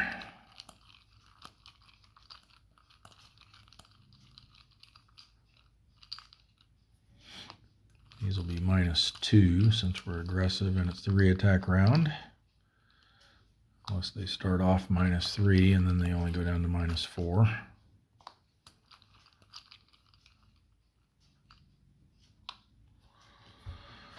All right.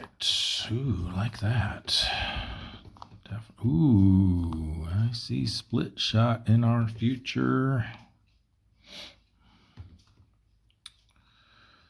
Okay, let's see what we got with separate shots. It'd be there's only a half ASW.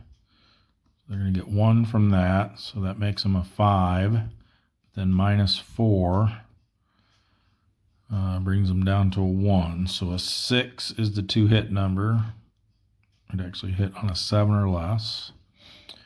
Over here, there are 2, but they lose 1 for being damaged. So 1 plus 1 from the ASW, plus 1 for being over a column.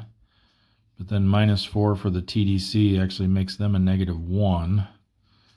So they actually have a 2-hit number of 8. So now I'd really kind of like to get this one down. So I'm thinking of splitting it 5, 5, and 2. So since we're sending 2 less here, that would bring their 2-hit number down to 4. We're sending 5 less here, which would bring the 2-hit number down to 3. I like that. So then we'll actually hit this one on a 5 or less. We'll hit this one on a 4 or less.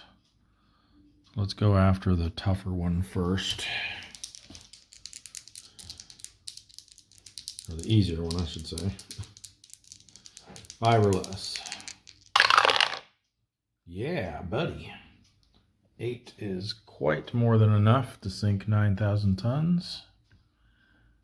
It'll sink everything on here except for 56,000 and higher. All right, so we take out the, who are we? We're the Haddock. So they got the CL Agano, 9,000 tons. I had to put the game away the other day, so I haven't reconstructed my pile of shame yet. That's the bag of shame, I guess, right now. So we'll put him there and get the pile of shame rebuilt a little bit later. So that took care of that one. And then our second shot, we need a 4 or less. And we got it as well. Because a 3 on a 3,000 tonner is enough to sink it. Even a 1 or a 2 would have done it since they're already damaged. So they also get a 3,000 ton merchant. Put them at 12,000. Too bad we couldn't have got that one too. They could have got a super skipper.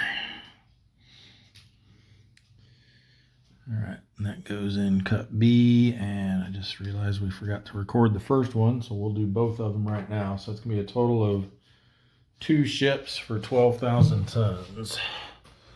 So 2 more ships, 12,000 tons, 1, 2, bumps that up, and then another 10. All right, so we're at 364 for ships and 1,591,000 tons. So getting close to 1,600,000. All right, so that leaves just the destroyer there for the counterattack. So they're a 1. Plus 2 makes 3, plus 3 makes 6, minus our 4 defense. So they're on the 1 to 2 row again. But this time they get plus 2 because it's the re-attack round and we went aggressive. So a 4 on the 1 to 2 is nothing. And endurance check, A rating, went aggressive. We need a 5 or less. Ooh, just got it.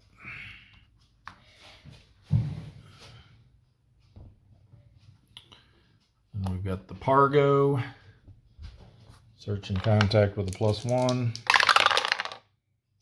2-0. So it's going to be a sparse small convoy. So just 3 and 2 with the extra ships. All right, here we've got evading. Pargo does have radar. But I think we're going to just, since we got such a small group here, I think we're just going to go aggressive and flip everything over. We know that's not a diligent escort because both of the ones in column B, at least at this time, are red balls. So I think we're somewhat safe going aggressive here. So let's see them all.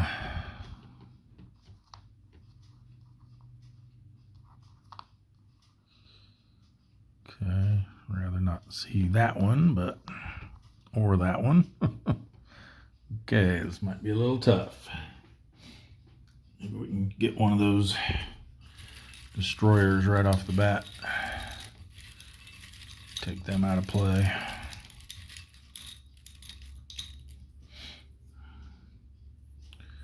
We got the Asageo.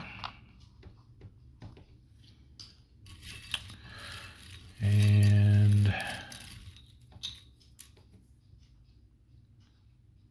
the Yukaze. Yeah, the reason I had to tear the game down, I have hosted a 4-player game of 1846 the other day. And it's been a little while since I've played an 18XX, and it really showed. I did very poorly.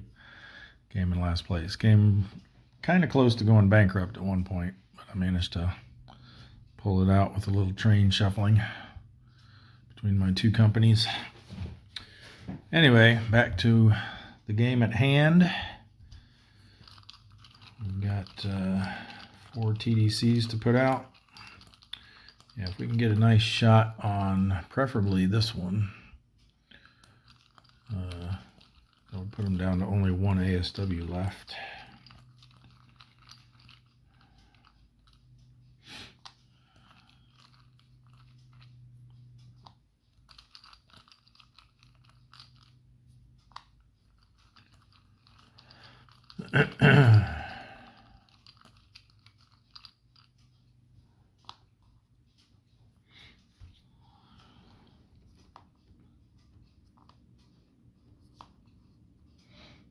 Well, I don't like the look of any of those.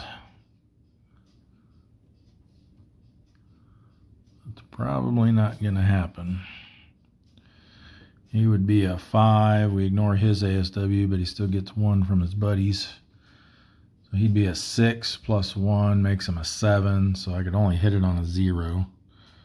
Don't really want to try that, I don't think. So let's see what this one is. 1 plus 1.5, round up to 2, makes 3. No help from the TDC, so we hit that on a 4 or less. Actually, no, we went aggressive, didn't we? So that's actually a -1. So we do have a little bit better shot there. It'd actually be a 2 hit of 1, which means we'd hit it on a 2. This one, what did I say was 2 ASW. Plus 1 makes 3. And then -1 from the TDC, so he's a 2. So 2 hit of 5, hit him on a 6 or less. And just for fun, let's see what this one would be. So 2 plus 2 is 4. 0 for the TDC, so he'd be a 3 or less.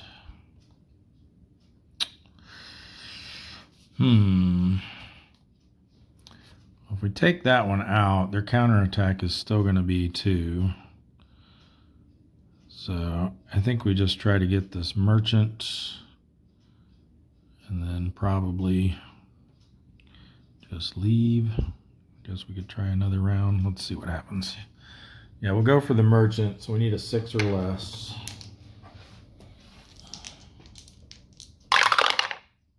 We got it. 4 will certainly sink it. So the Pargo gets a 3,000 ton merchant.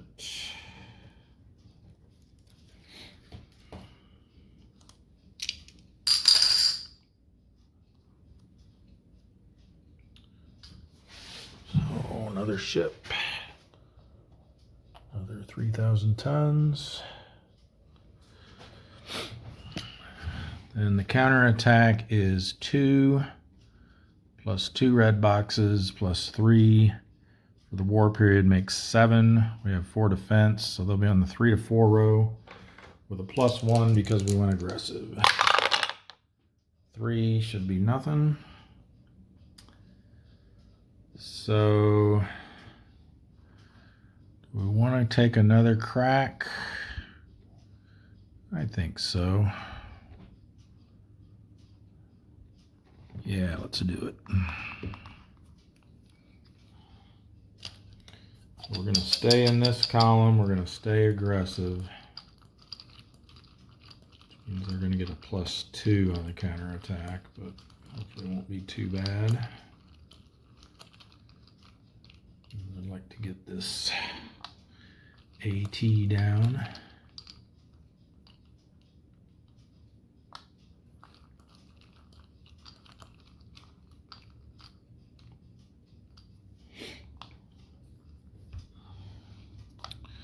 Ooh, yeah, perfect. I don't care what yours are, I'm just going for that. So it's actually a -4 because we're aggressive. So he's at 2 plus 2 ASW makes 4, -4 makes 0. That makes our 2 hit a 7. Means we'll hit on anything but a 9. Ooh, close. We hit it, and 6 is definitely enough to sink it. So they also get an AT 6 ton.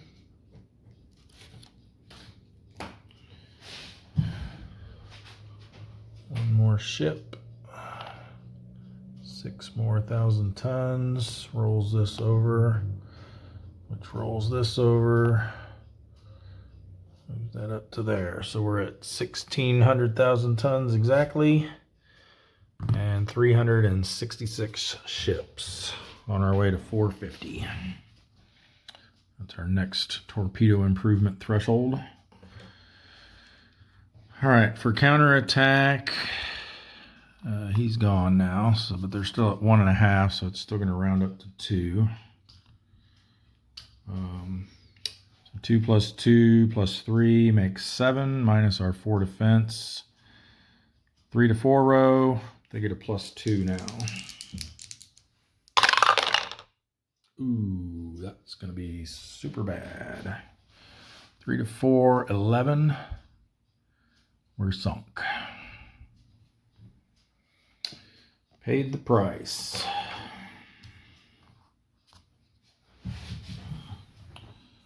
Lost the Pargo. Puts us up to 36 subs lost. And I think when we continue, we'll move these 3 up into there. I'm going to take a break here for a bit. All right, next we're going to move the paddle into the Sea of Japan. So they will have a excuse me, +2 to their transit event check for entering the Sea of Japan, as well as a, no, actually they won't have congregating risk yet because the Pargo, is it the Pargo? Yeah, the Pargo was just sunk there. So they become the 4th sub in the area. So just a +2 for the transit event check. So 6 through 9. Got a 0. So search and contact, still with a +1. Comes 5 and 8. So it's going to be a moderate density task force. 3, 3, 4, and 5. I should have pointed out that even though the paddle was leaving the East China Sea, which is a shallow op area, they have radar, so they can ignore the shallow for their transit event check. All right, so we've got zigged away there. I think we're just going to go right for column D here. Looks pretty enticing. So they are spotted. I think we'll start off standard attack posture. So let's see what these two red balls are first. Ooh. Well, now we know where the other red ball backed diligent escort is.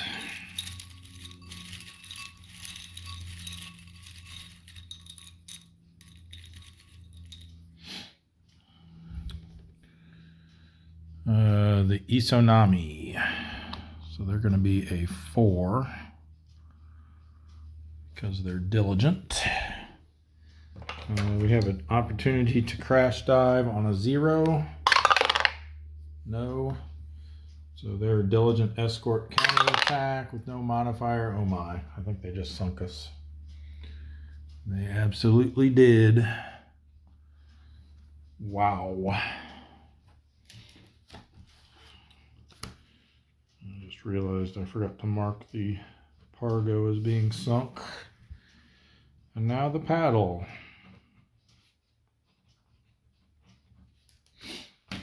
That hurt.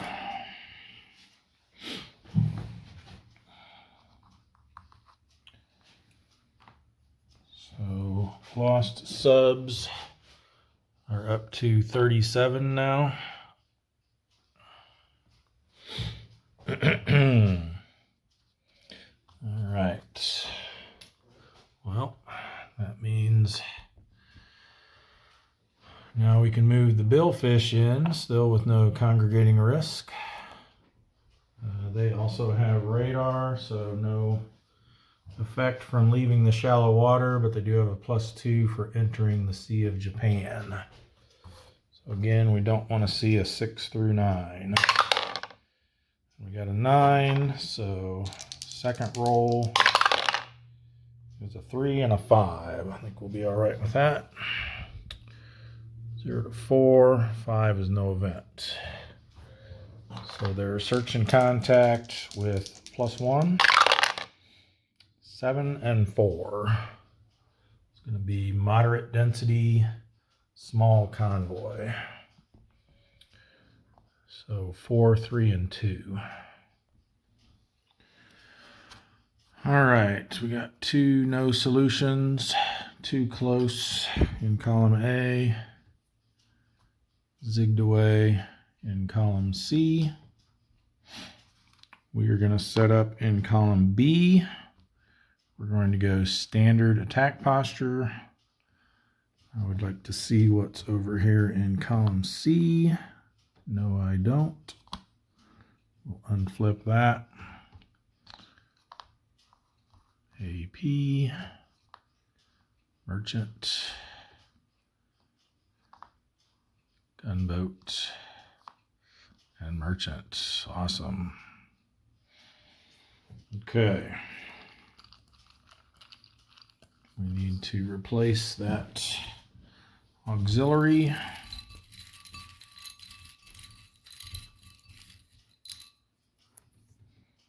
It's going to be the Kamoi. Ooh, 18,000 tons. Let's go.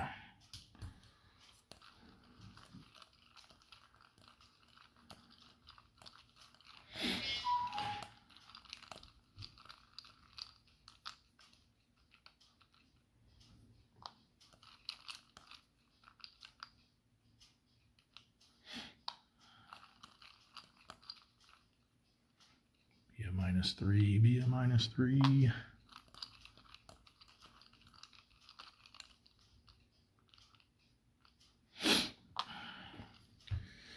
All right, -2, not bad.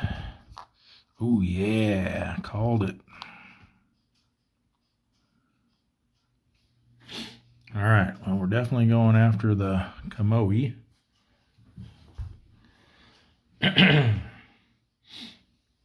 So they've got no ASW, so they're a 4 minus 3 makes them a 1. We're a 7. We need a 6 or less to hit. Oh, come on.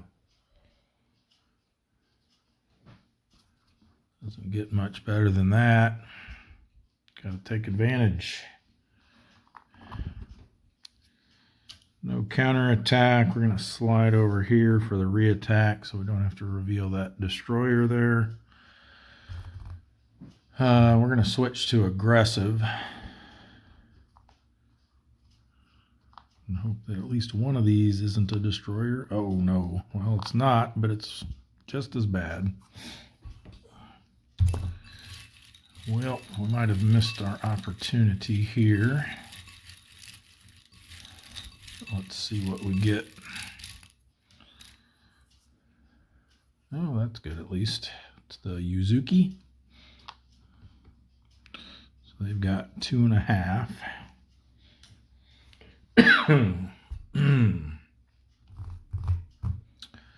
All right, TDCs, same 4 as last time. Let's get a -2 or -3 on that AV again. Please.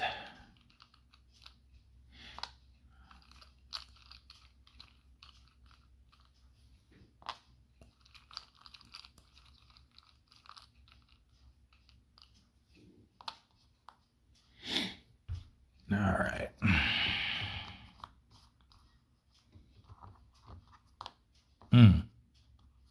Oh, this was supposed to be on here, obviously. Well, that's all around terrible. So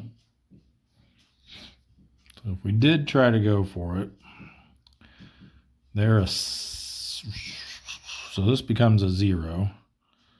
So they're a 4 plus 3 is 7 plus 1 for going over a column is 8. So yeah, we got no shot on them now. That's very unfortunate. This one would be, that's a -2 now. So that's 1 plus 3 is 4. -2 is 2. So we've got a 2-hit number of 5 on that one. We've got a 2-hit of, so these would be the same because he's over a column. Let's just figure this one out. That's a -1. So he's at 2, plus 3 is 5, plus 1 for going over a column is 6, -1 makes 5. So it's a 2 or less to hit either one of those.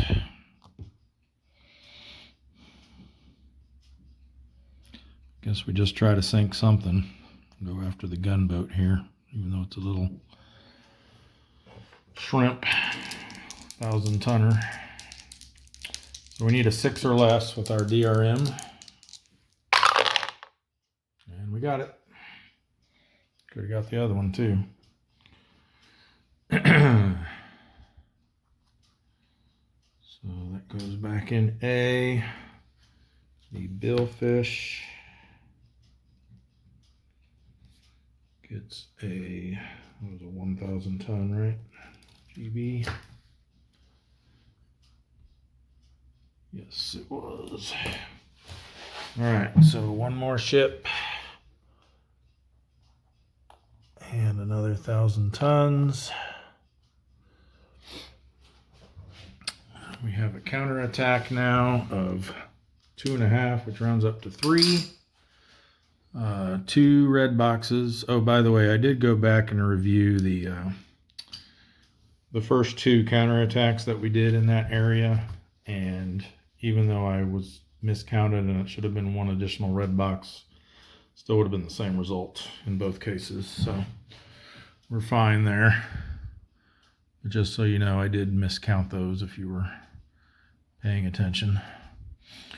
All right, so where are we at? 3 plus 2 makes 5. Another 3 makes 8. We've got 5 defense for the billfish. So they're going to be on the 3 to 4 row, but they have a +2 because we are aggressive and it's the re-attack round. So 7, that might be something. 3 to 4, 7 is spotted.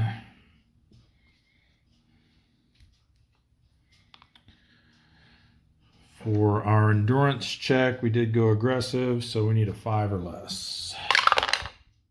Nope. Disappointing. Don't want to see those Bilal classes come back so quickly.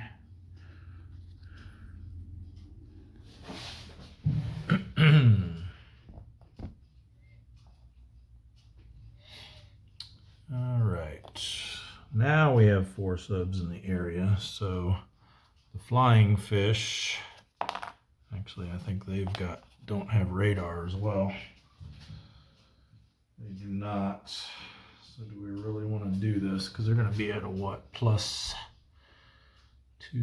3, 4. They're going to be at a +4 for the transit event. 1, 2, 3, 4. So 4 or higher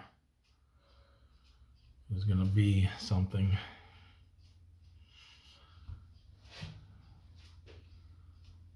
Yeah, let's risk it. So we want a 0 to 3 on this. Nope. And then each of these gets a +1 because of the shallow water that they left. Okay, we're fine. 4-0. 4-1 actually, but still fine. All right, and then they don't get the +1 for search and contact because of the congregating risk. Nixes that out. 7-8 is going to be good enough though. It's going to be a moderate density task force.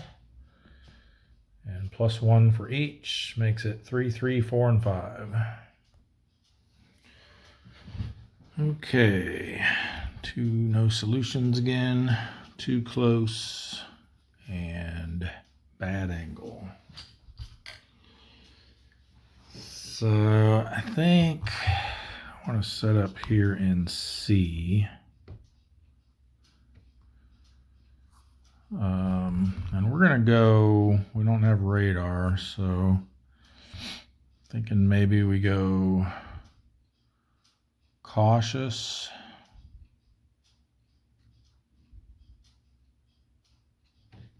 Let's do these 2.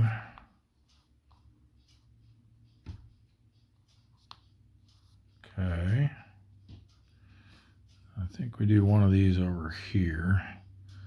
And if it does end up being a diligent escort, we can at least move away from it. Let's try the middle one. All right, good.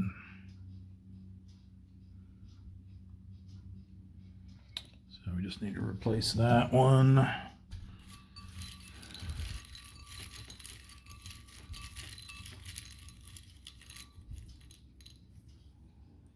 And it's, ooh, another big one, the Hayatomo.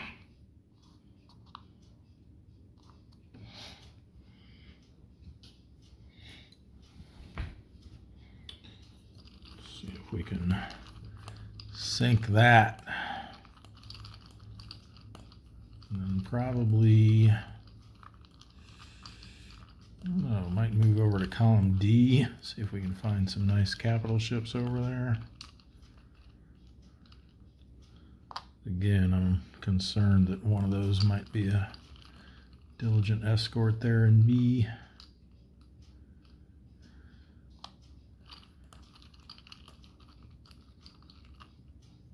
Guess we'll target one of them on the off chance that none of these are good shots.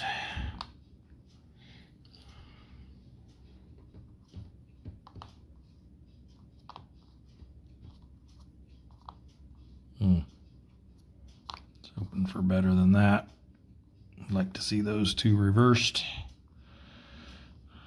but I think it might still be worth going after. We've only got a half ASW showing, so he's going to be 4 total. No help from the TDC, so it'd be a 3 or less to hit that one. Which that's 40% chance, not too shabby. This one would be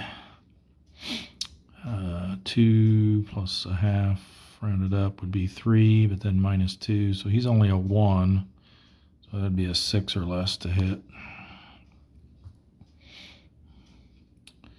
Yeah, I want to try it. I want to go after the Hayatomo. It's too good to pass up.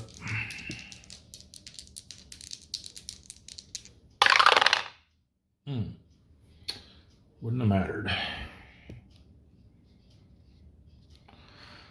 All right, for their counterattack, they've got a half, so that'll be 1, 2 red boxes, and 3 for the war period. Comes out to 6. We've got 4 defense, so they'll be on the 1 to 2 row. We are cautious, so they get a -1. So a 4 on the 1 to 2 row. Nada. All right, now we got to decide what we want to do for re-attack. Really like to get another crack at that. If we move over, it's going to make it harder. So I think we stay cautious. We stay in our column. We flip over 3. We know these aren't diligent escorts because those are the 3. Or no, we don't know that because they're not red balls. So those could be diligents. Could be a diligent lurking over here. But we're cautious so we can at least try to neutralize them if they are.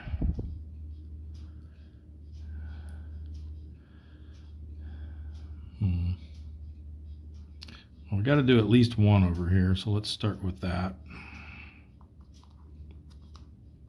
All right, a cruiser.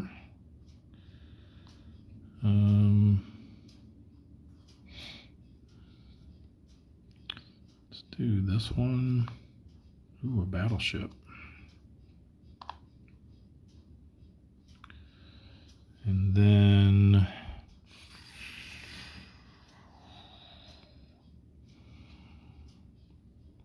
let's try it. Oh, good. Cruiser. All right, 2 cruisers and a battleship. So let's get our cruisers, and then we'll find out if we get a... I mean, we're in the Sea of Japan, so I think the only thing that would be disqualified would be a Yamato class, because I don't think they're up there during 1943 when you're using the IJN rules anyway. So our first cruiser is, this is for column C, the Haguro, big one. And the second one is the Kako.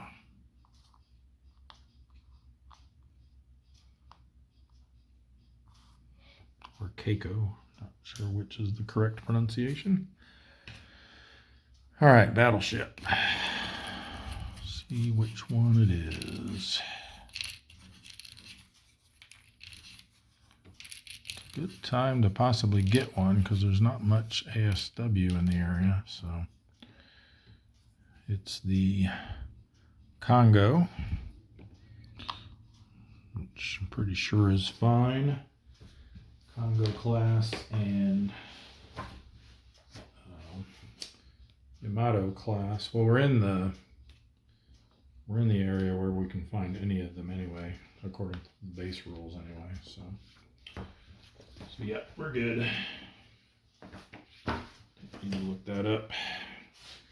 That was column C. All right, let's see what we can do here.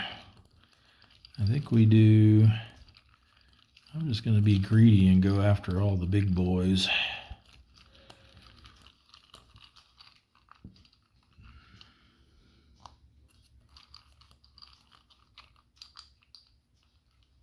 And that battleship would be pretty sweet.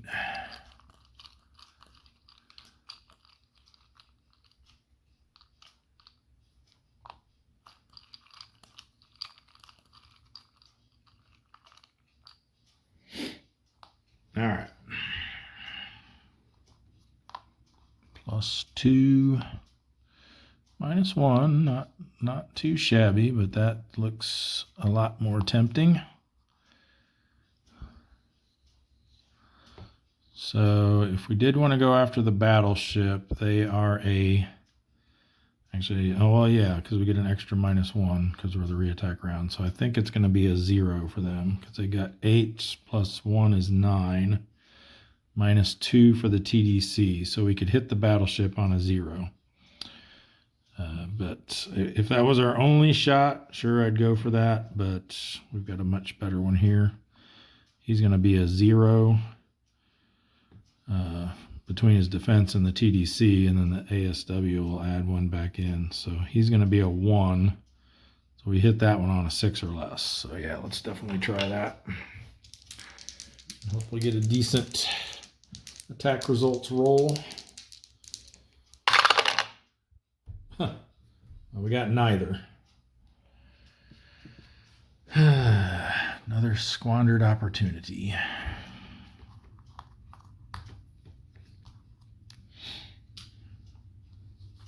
It's frustrating because it's so rare you get something that good with that high of a probability of hitting, and then you do that. All right, well, again, it's just going to be the 1 ASW, 2 from the op area, 3 from the war period, minus our 4 defense is 1 to 2. Did we do this last time, or did we forget to do the counterattack? No, we did it. Yeah, 1 to 2, and I think we rolled a 4 last time.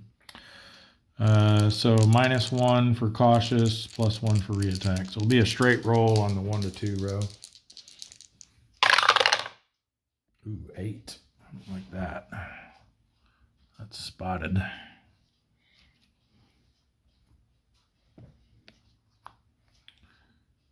Then for endurance check, we need a 6 or less. Got it.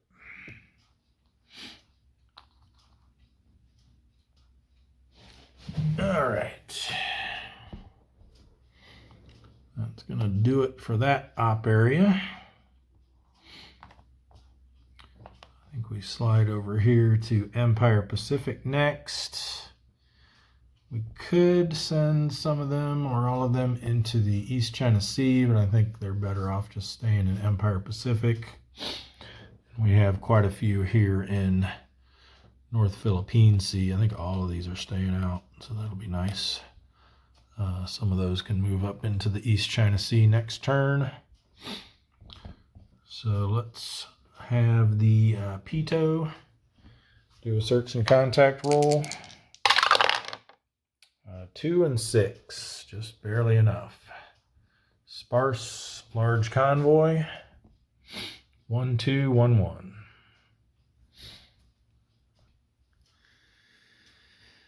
Well, I'm not sure how I feel about this setup here.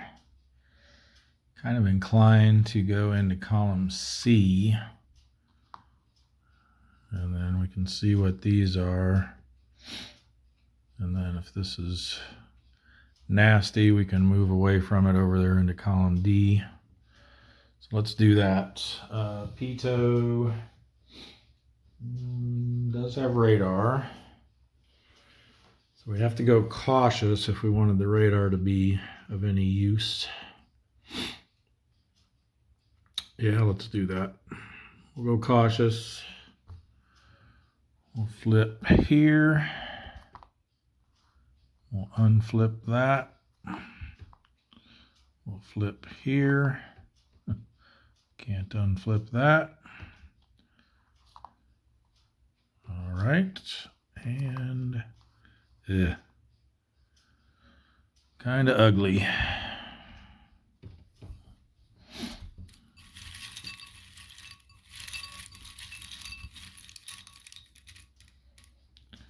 First destroyer for column B is the Harukaze.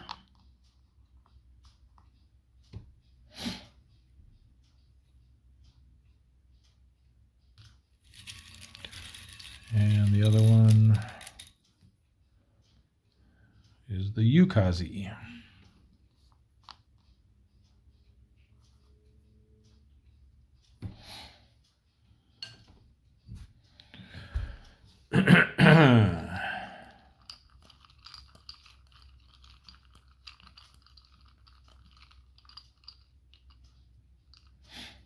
At least we can get away from the one with more ASW. It's kind of interesting. It's only a 1,000-tonner, but it's got 2 ASW.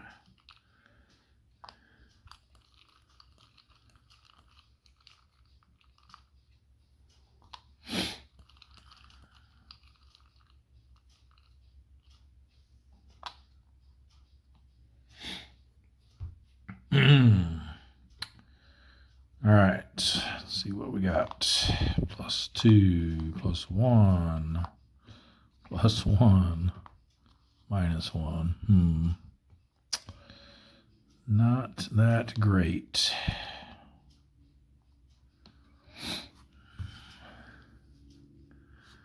If we wanted to target this one, we don't count his ASW, but we got 2 over here and 6 plus going over a column. That's 9 -1. Yeah, no shot there. Looks like this is our boy.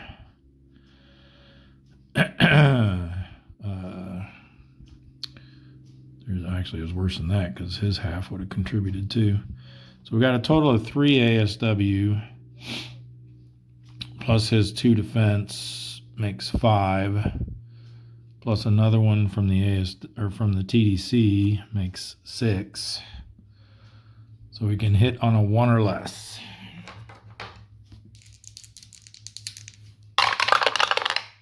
Nope.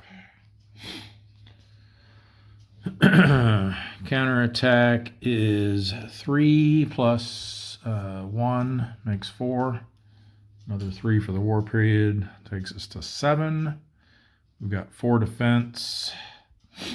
So they're going to be on the 3 to 4 row, -1 because we're cautious. 4. Nothing. All right, so we will slide over here, get away from this one. Plus now we don't have to reveal that. So we'll just get the 2 TDCs. See if we can get that armed merchant down.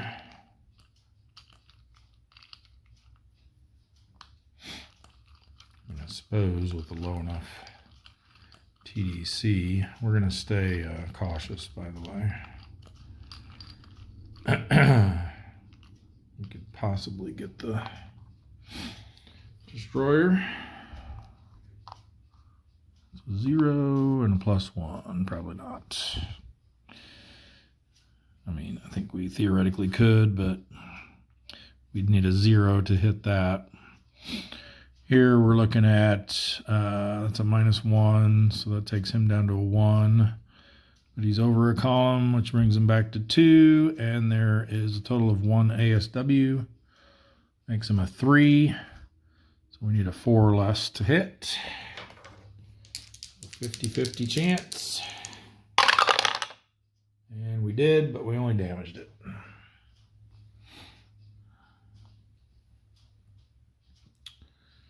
So the Pito strikes out. The counterattack this time will just be 1 + 1 + 3 is 5 minus our 4 defense. 1 to 2 row. Straight roll because the 2 modifiers cancel each other. Ooh, a 9 though. Don't like that. That is enough to damage us. That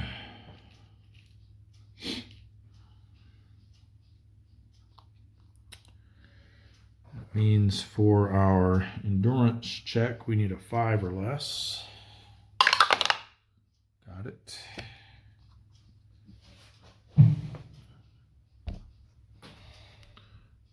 For the Sea Wolf, search and contact, 2-0. Again, just barely enough. Sparse small convoy is going to be 2 and 1. Seawolf has radar, but it's not going to matter.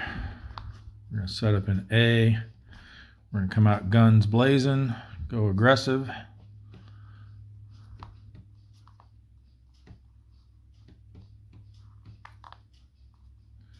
All right, take it.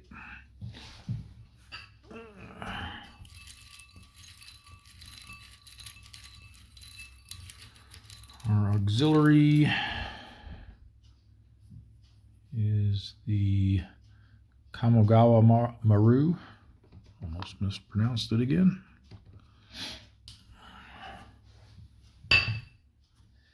And our destroyer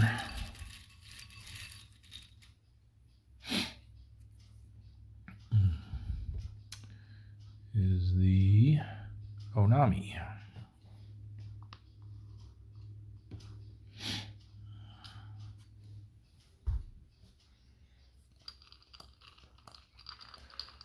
Are aggressive, so each TDC will have an additional -1 to them.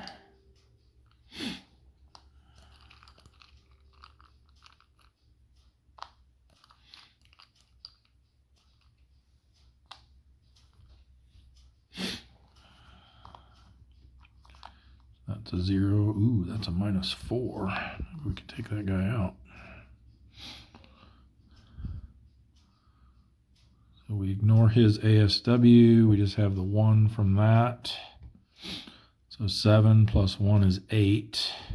But then -4 makes him a 4. Unfortunately, we're only a 6. But that's a 2-hit value of 2, which means we'd hit it on a 3 or less. If we go after this one, it's probably going to be about the same. 3 plus 3 from the ASW makes 6. This is a 0 TDC. Yeah, actually that's worse. We only hit him on a 0. Yeah, let's go for it. See if we can get that ASW knocked out of the mix. So we need a 3 or less. Whoops. We got the 3. Let's see what this is. A 2. I think that's only going to damage it. Yes, it is. Well, at least we did neutralize their ASW.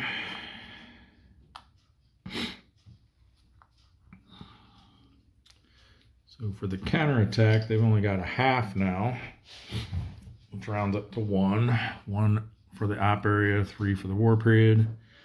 5 minus 3 leaves 2. So they'll be on the 1 to 2 row with a +1 for us being aggressive. That's a 5. Should be nothing. Yes. All right. I say we stay aggressive. We stay in our column.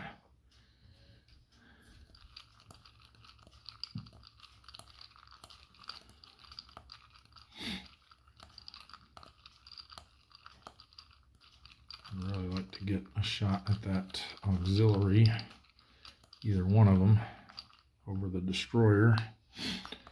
We'll take what we can get, I guess.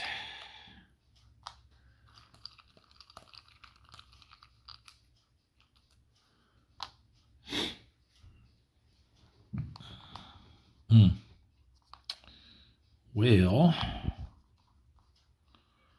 let's see.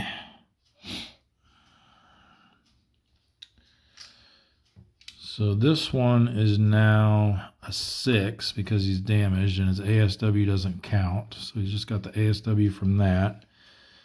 Makes him a 7.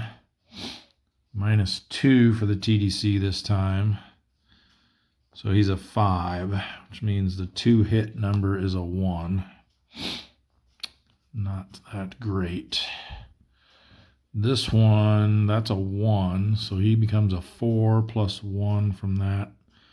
Makes him a 5, so that would also be a 1 for the 2-hit number.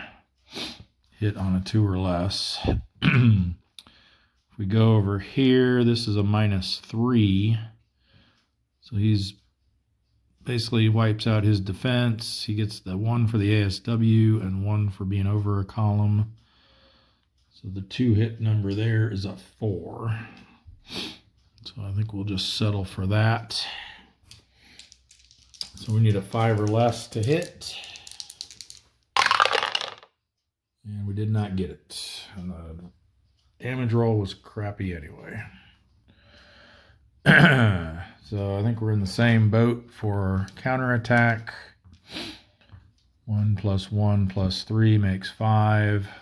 Minus our 3 defense puts them on the 1 to 2 row. This time they have a +2 though. Ooh, that's gonna be bad.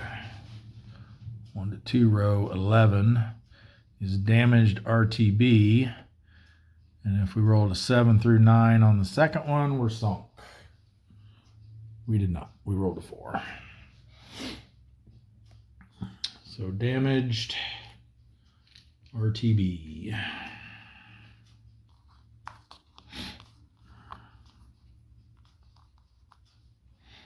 Getting these lucky rolls with these low ASW counterattacks.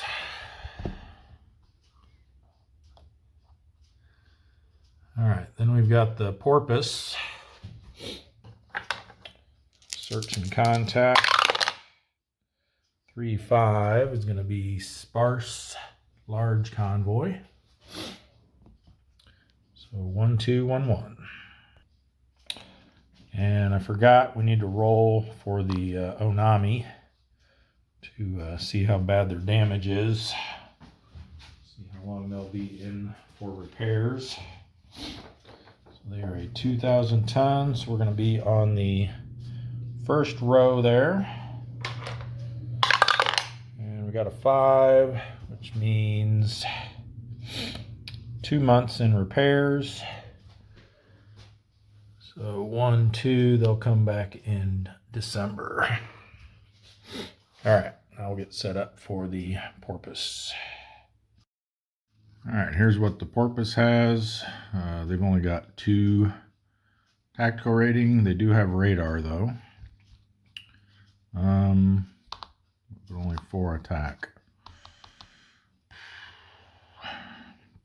I'm almost thinking we just set up here and go excuse me, cautious. So we only have to reveal this one. See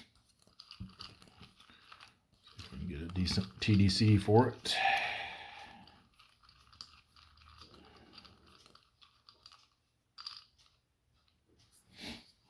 I guess we do still have to put one out over here.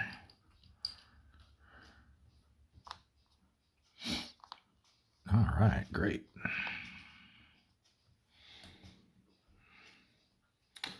So they are a -1. So that means we'll hit on a 5 or less.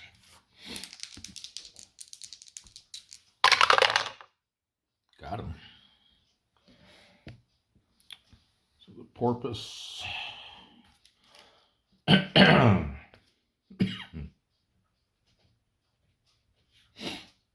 gets a 1,000 ton merchant.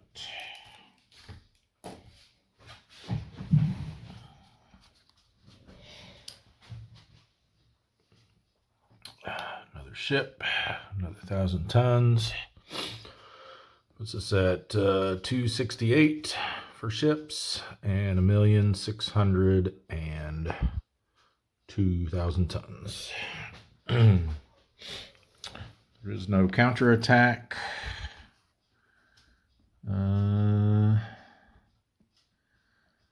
I think we will slide over to here. We will stay cautious. So we only have to flip 1, and we can unflip if it's something we don't like. But we like that. Light cruiser.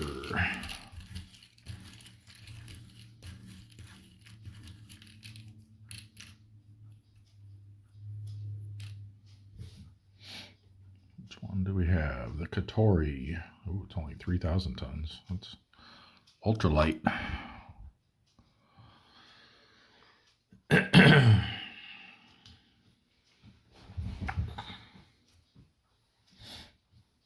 All right, 2 TDCs again.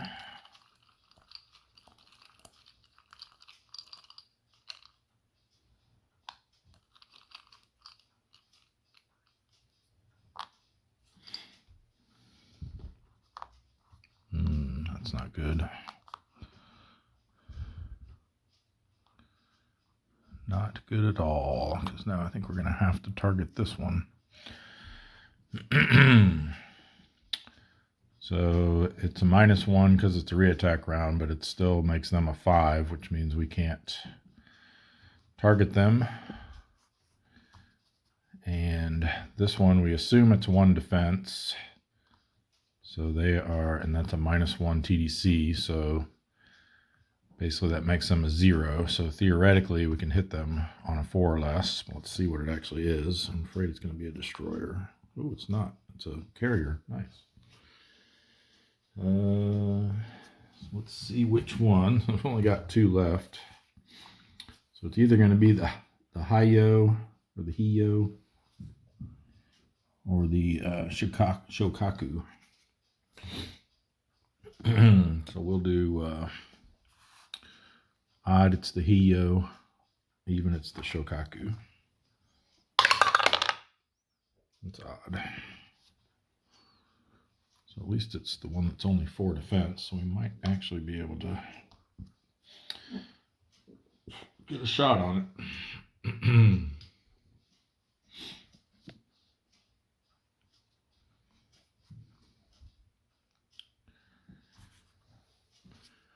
So that means they're a 3. This is a -1, remember? So yeah, we can hit it on a 1 or less. Come on, let's go. 26,000 tons, we'll take that. Nope. But again, there's no counterattack, so we'll just go to our endurance check. They're a C rating, so they need a 4 or less. Nope.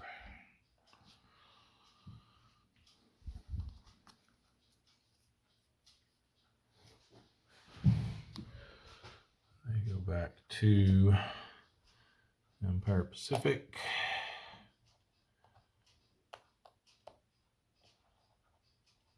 And what does that leave us with? Just the got our 2 outbound subs, and then we've got these 2 up here in the Coral Islands. Let's do them next. So S42 gets a search and contact roll. 05, that's gonna be nothing. So D rating, didn't find anything. You need a 4 or less. Nope.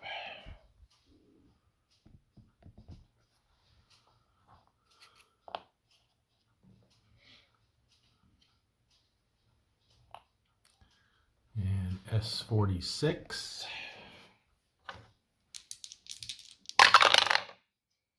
74. It's going to be low density. 4 is a small convoy. So 2, 2, and 1. I'm sorry, we need to redo, what was that, the Porpoise. They actually did have a counterattack because that carrier contributes 1/2 during counterattack. So they would have been 1/2, rounds up to 1. 1 red box in the area, 3 for the war period. We only have 2 defense, so they would be on the 3 to 4 row. It was a reattack round, so they get a +1 for that, but then we were cautious, so -1. So straight roll, 3 to 4 row. That's an 8, which is going to be damaged. So they got damaged, and then obviously that would make it even more likely they failed their Endurance check. So they are damaged in RTB.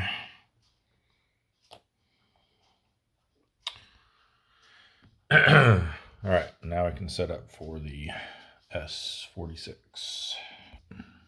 All right, S46 does have radar. Again, just a 2 tactical rating.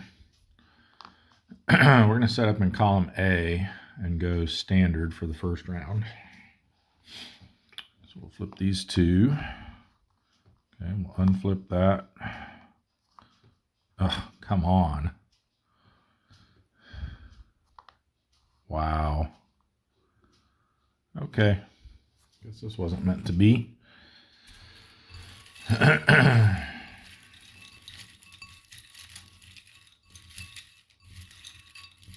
was almost thinking maybe I should flip that one because I know it can't be a diligent escort since both the ones in B are red balls at this point in time. All right, so the first one is the Asakazi.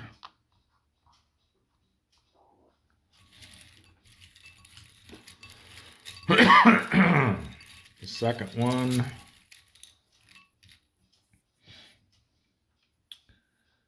is the Hatsuzuki. So they become a 5. We attempt to crash dive. So we need a 0. We do not. And they get their diligent escorts. Counterattack with no modifier. 5, I think, is nothing.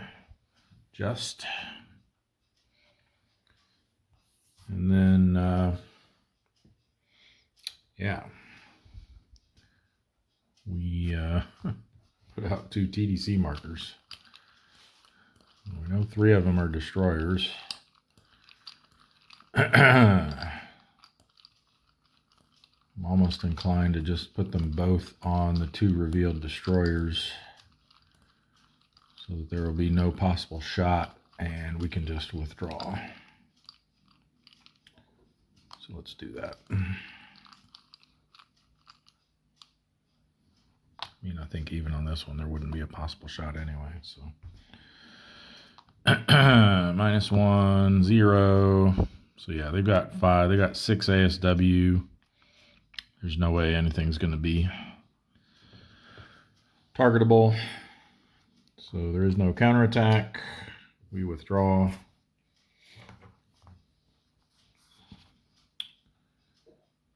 D rating.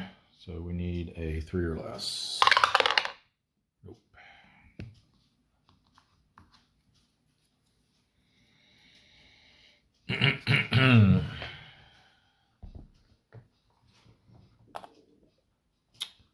All right, so next we need to decide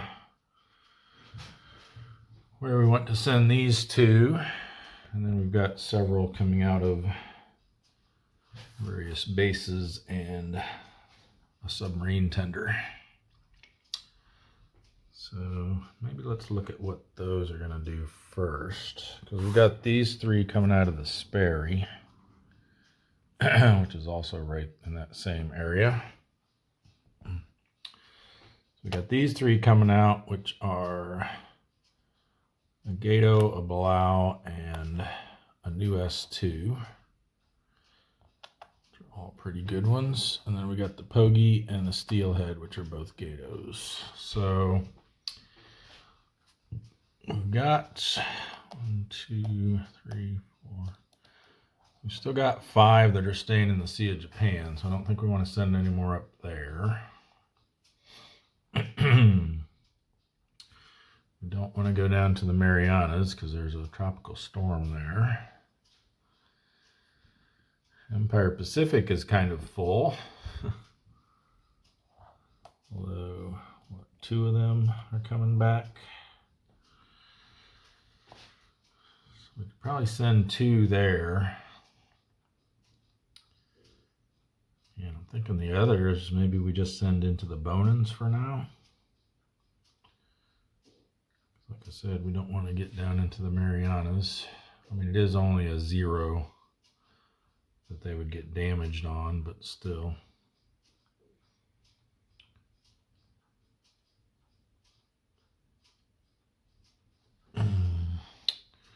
If we send them to the Bonans, do we just leave them on the transit side then? We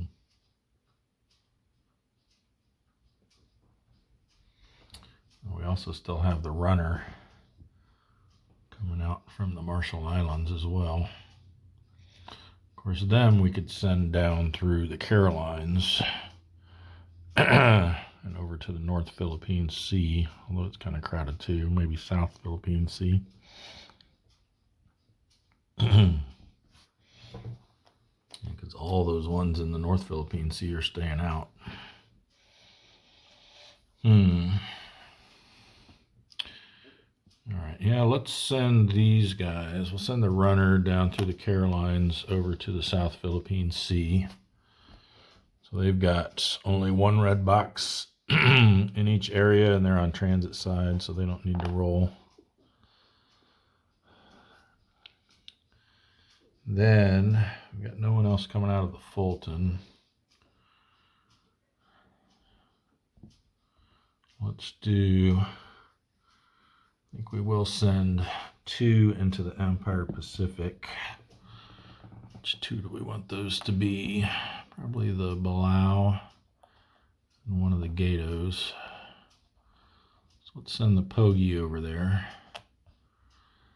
So they'll have a +1 for their transit roll because they're on congregating risk, but then -1 for transit side. So just a 9 that we want to avoid. Okay, so they make it there. Put them on the bottom of the stack. Patrol side up. And let's do the same thing for the Palau. Again, they'll roll. Excuse me. Maybe we just send them all in there, because it's only really going to affect the transit event for this turn. And the next turn they can patrol move into the East China Sea. Ooh, they do get 1. So let's see what happens to them. 3 and 5 should be safe. 3, 5, yep. So the Palau makes it there.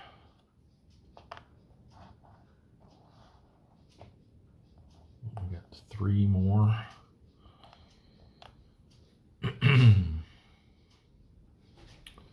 That makes 1, 2, 3, 4, 5, 6 in that area.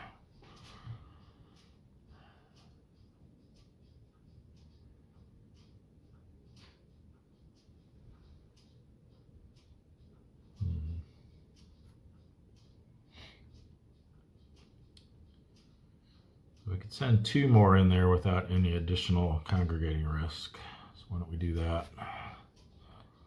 Let's do the 2 Gatos. So we got the halibut. Oh, they got a 9 as well. Ooh, 9-1. I think that's not going to be too terrible. They're spotted.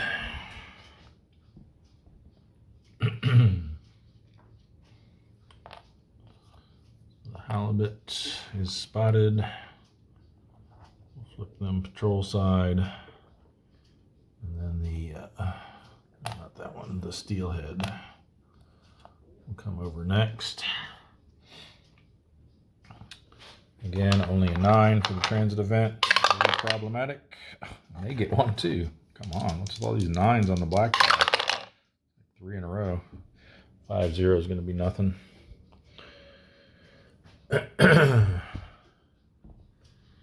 All right, so that puts 8 subs in the Empire Pacific. So I think we'll risk sending the sailfish down into the Marianas. Does the storm affect their transit event check at all?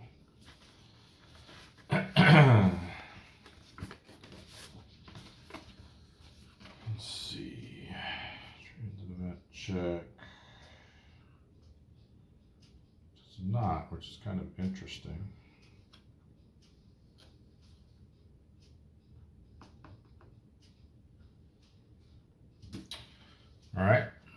So they'll have no transit event check because there's only one red box in each area they moved into or through. But again, I'm going to go ahead and do the roll for the tropical storm now rather than waiting for the end turn segment. And just to refresh my memory here, yeah, it's only on a 0 they'll get a damaged marker. They're fine. Okay. We'll do them patrol side from there next turn. All right, so then we got the ones, excuse me, coming out of our bases. Fremantle, we just have the one. So we will have them, I think we'll send them up over to the South Philippine Sea. It's getting kind of crowded in here. The Sargo does have radar, so the shallow water wouldn't be an issue. So maybe, because otherwise we're not going to really have anyone to get up into the South China Sea 1 area next turn. Yeah, we'll go ahead and send them up this way. So there is congregating risk there, so they'll get a +1, which negates their -1. So they will need to roll, but only a 9 will cause an issue. All right, so they're fine there. Flip them to patrol side. We got a couple coming out of Brisbane, which has been kind of inactive lately. Haven't really been sending anyone back there. But these were some reinforcements that came in here. The Rasher and the Bluefish. So we're going to send them up into the Bismarck Sea, I think. Could send them over to the Banda Sea, but I think I'd rather... Just trying to figure out where all of these are going to go next turn. We're probably going to move... Well, these guys, some of them can patrol move back over to the South China Sea 1 area. That will kind of uncongest that. We've got some from Empire Pacific that are going to move into the East China Sea. Sailfish could probably go up into the East China Sea. So yeah, I think we send them to the Bismarck Sea, and then they can patrol move into the South Philippine Sea next turn. So there's no red boxes anywhere along that route, so they won't need to roll at all. And we'll flip them patrol side. And then we've got quite a few coming out of Pearl Harbor. Let's see what we got here. So we have a Gato, Palau, another Gato, Gato, a couple of 3 T's, okay.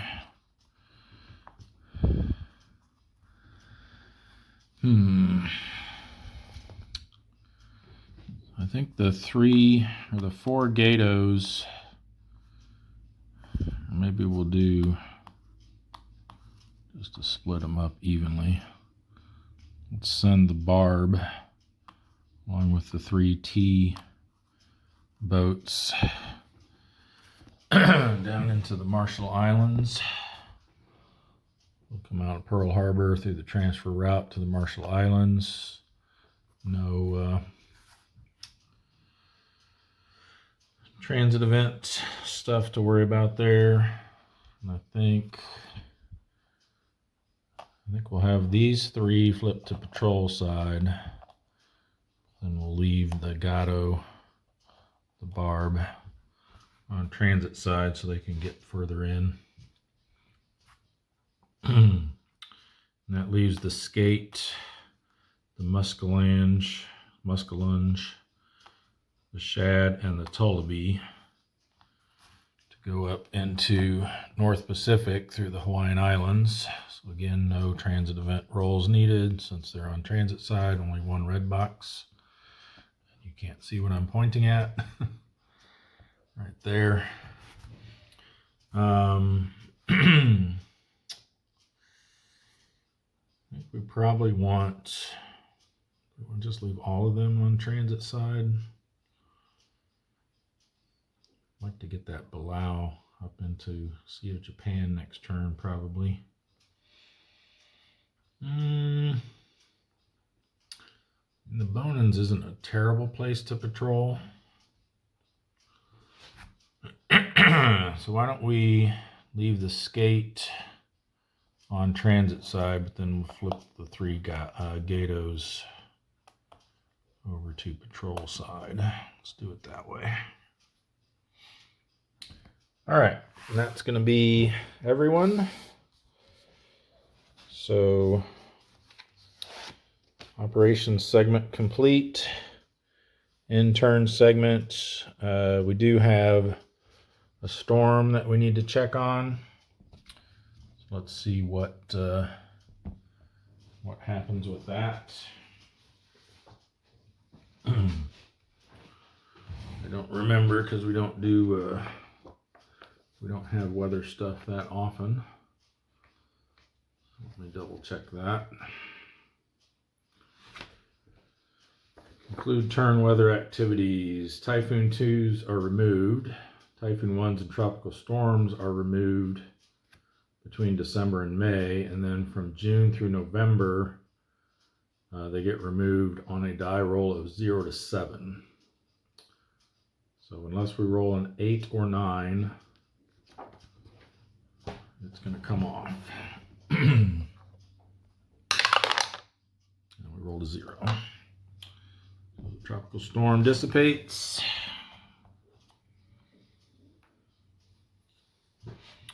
We've got spotted markers to check on then. Let's start over here. Try to keep from mixing these up this time. Lots of damage. They've got nothing, so none there. Got one right on top here for the swordfish. So 6 or less, they can remove it. Yes.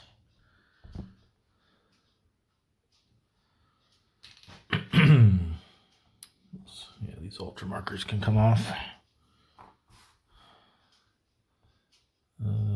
That's damaged. They're spotted and damaged. This is the silver sides. See if they can remove their spotted marker.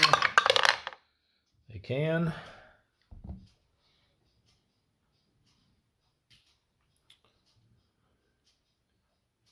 I don't see any others in that stack. Nothing here. Is this one that's damaged, but they're not spotted. Let's go up over here. Yellow Sea, we've got one. It's the albacore, I believe. Yeah. They've been up there for a little while. Okay, they're no longer spotted.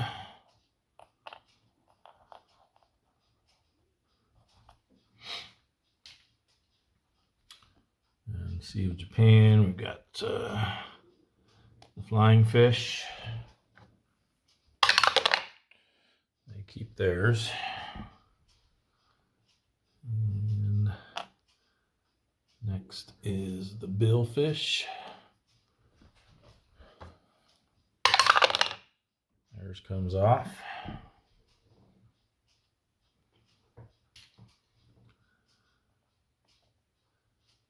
We got the haddock, the harder, and then the lapon is spotted. They lose it.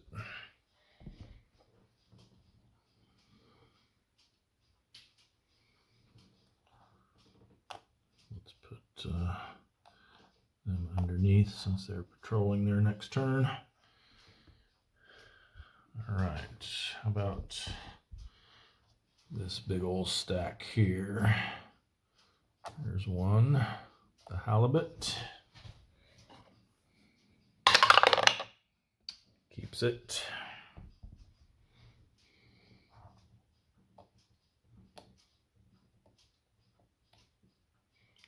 They're damaged. This one's damaged and that one's damaged, so no more spotted in there. Those all just came out, and neither of those are spotted, so I believe that's it. Make sure we didn't miss anyone still in the operating section. Looks like everyone's in done, so I think we're good. We'll advance the week marker. Moving into week 2 of September 1943 and recap our current situation.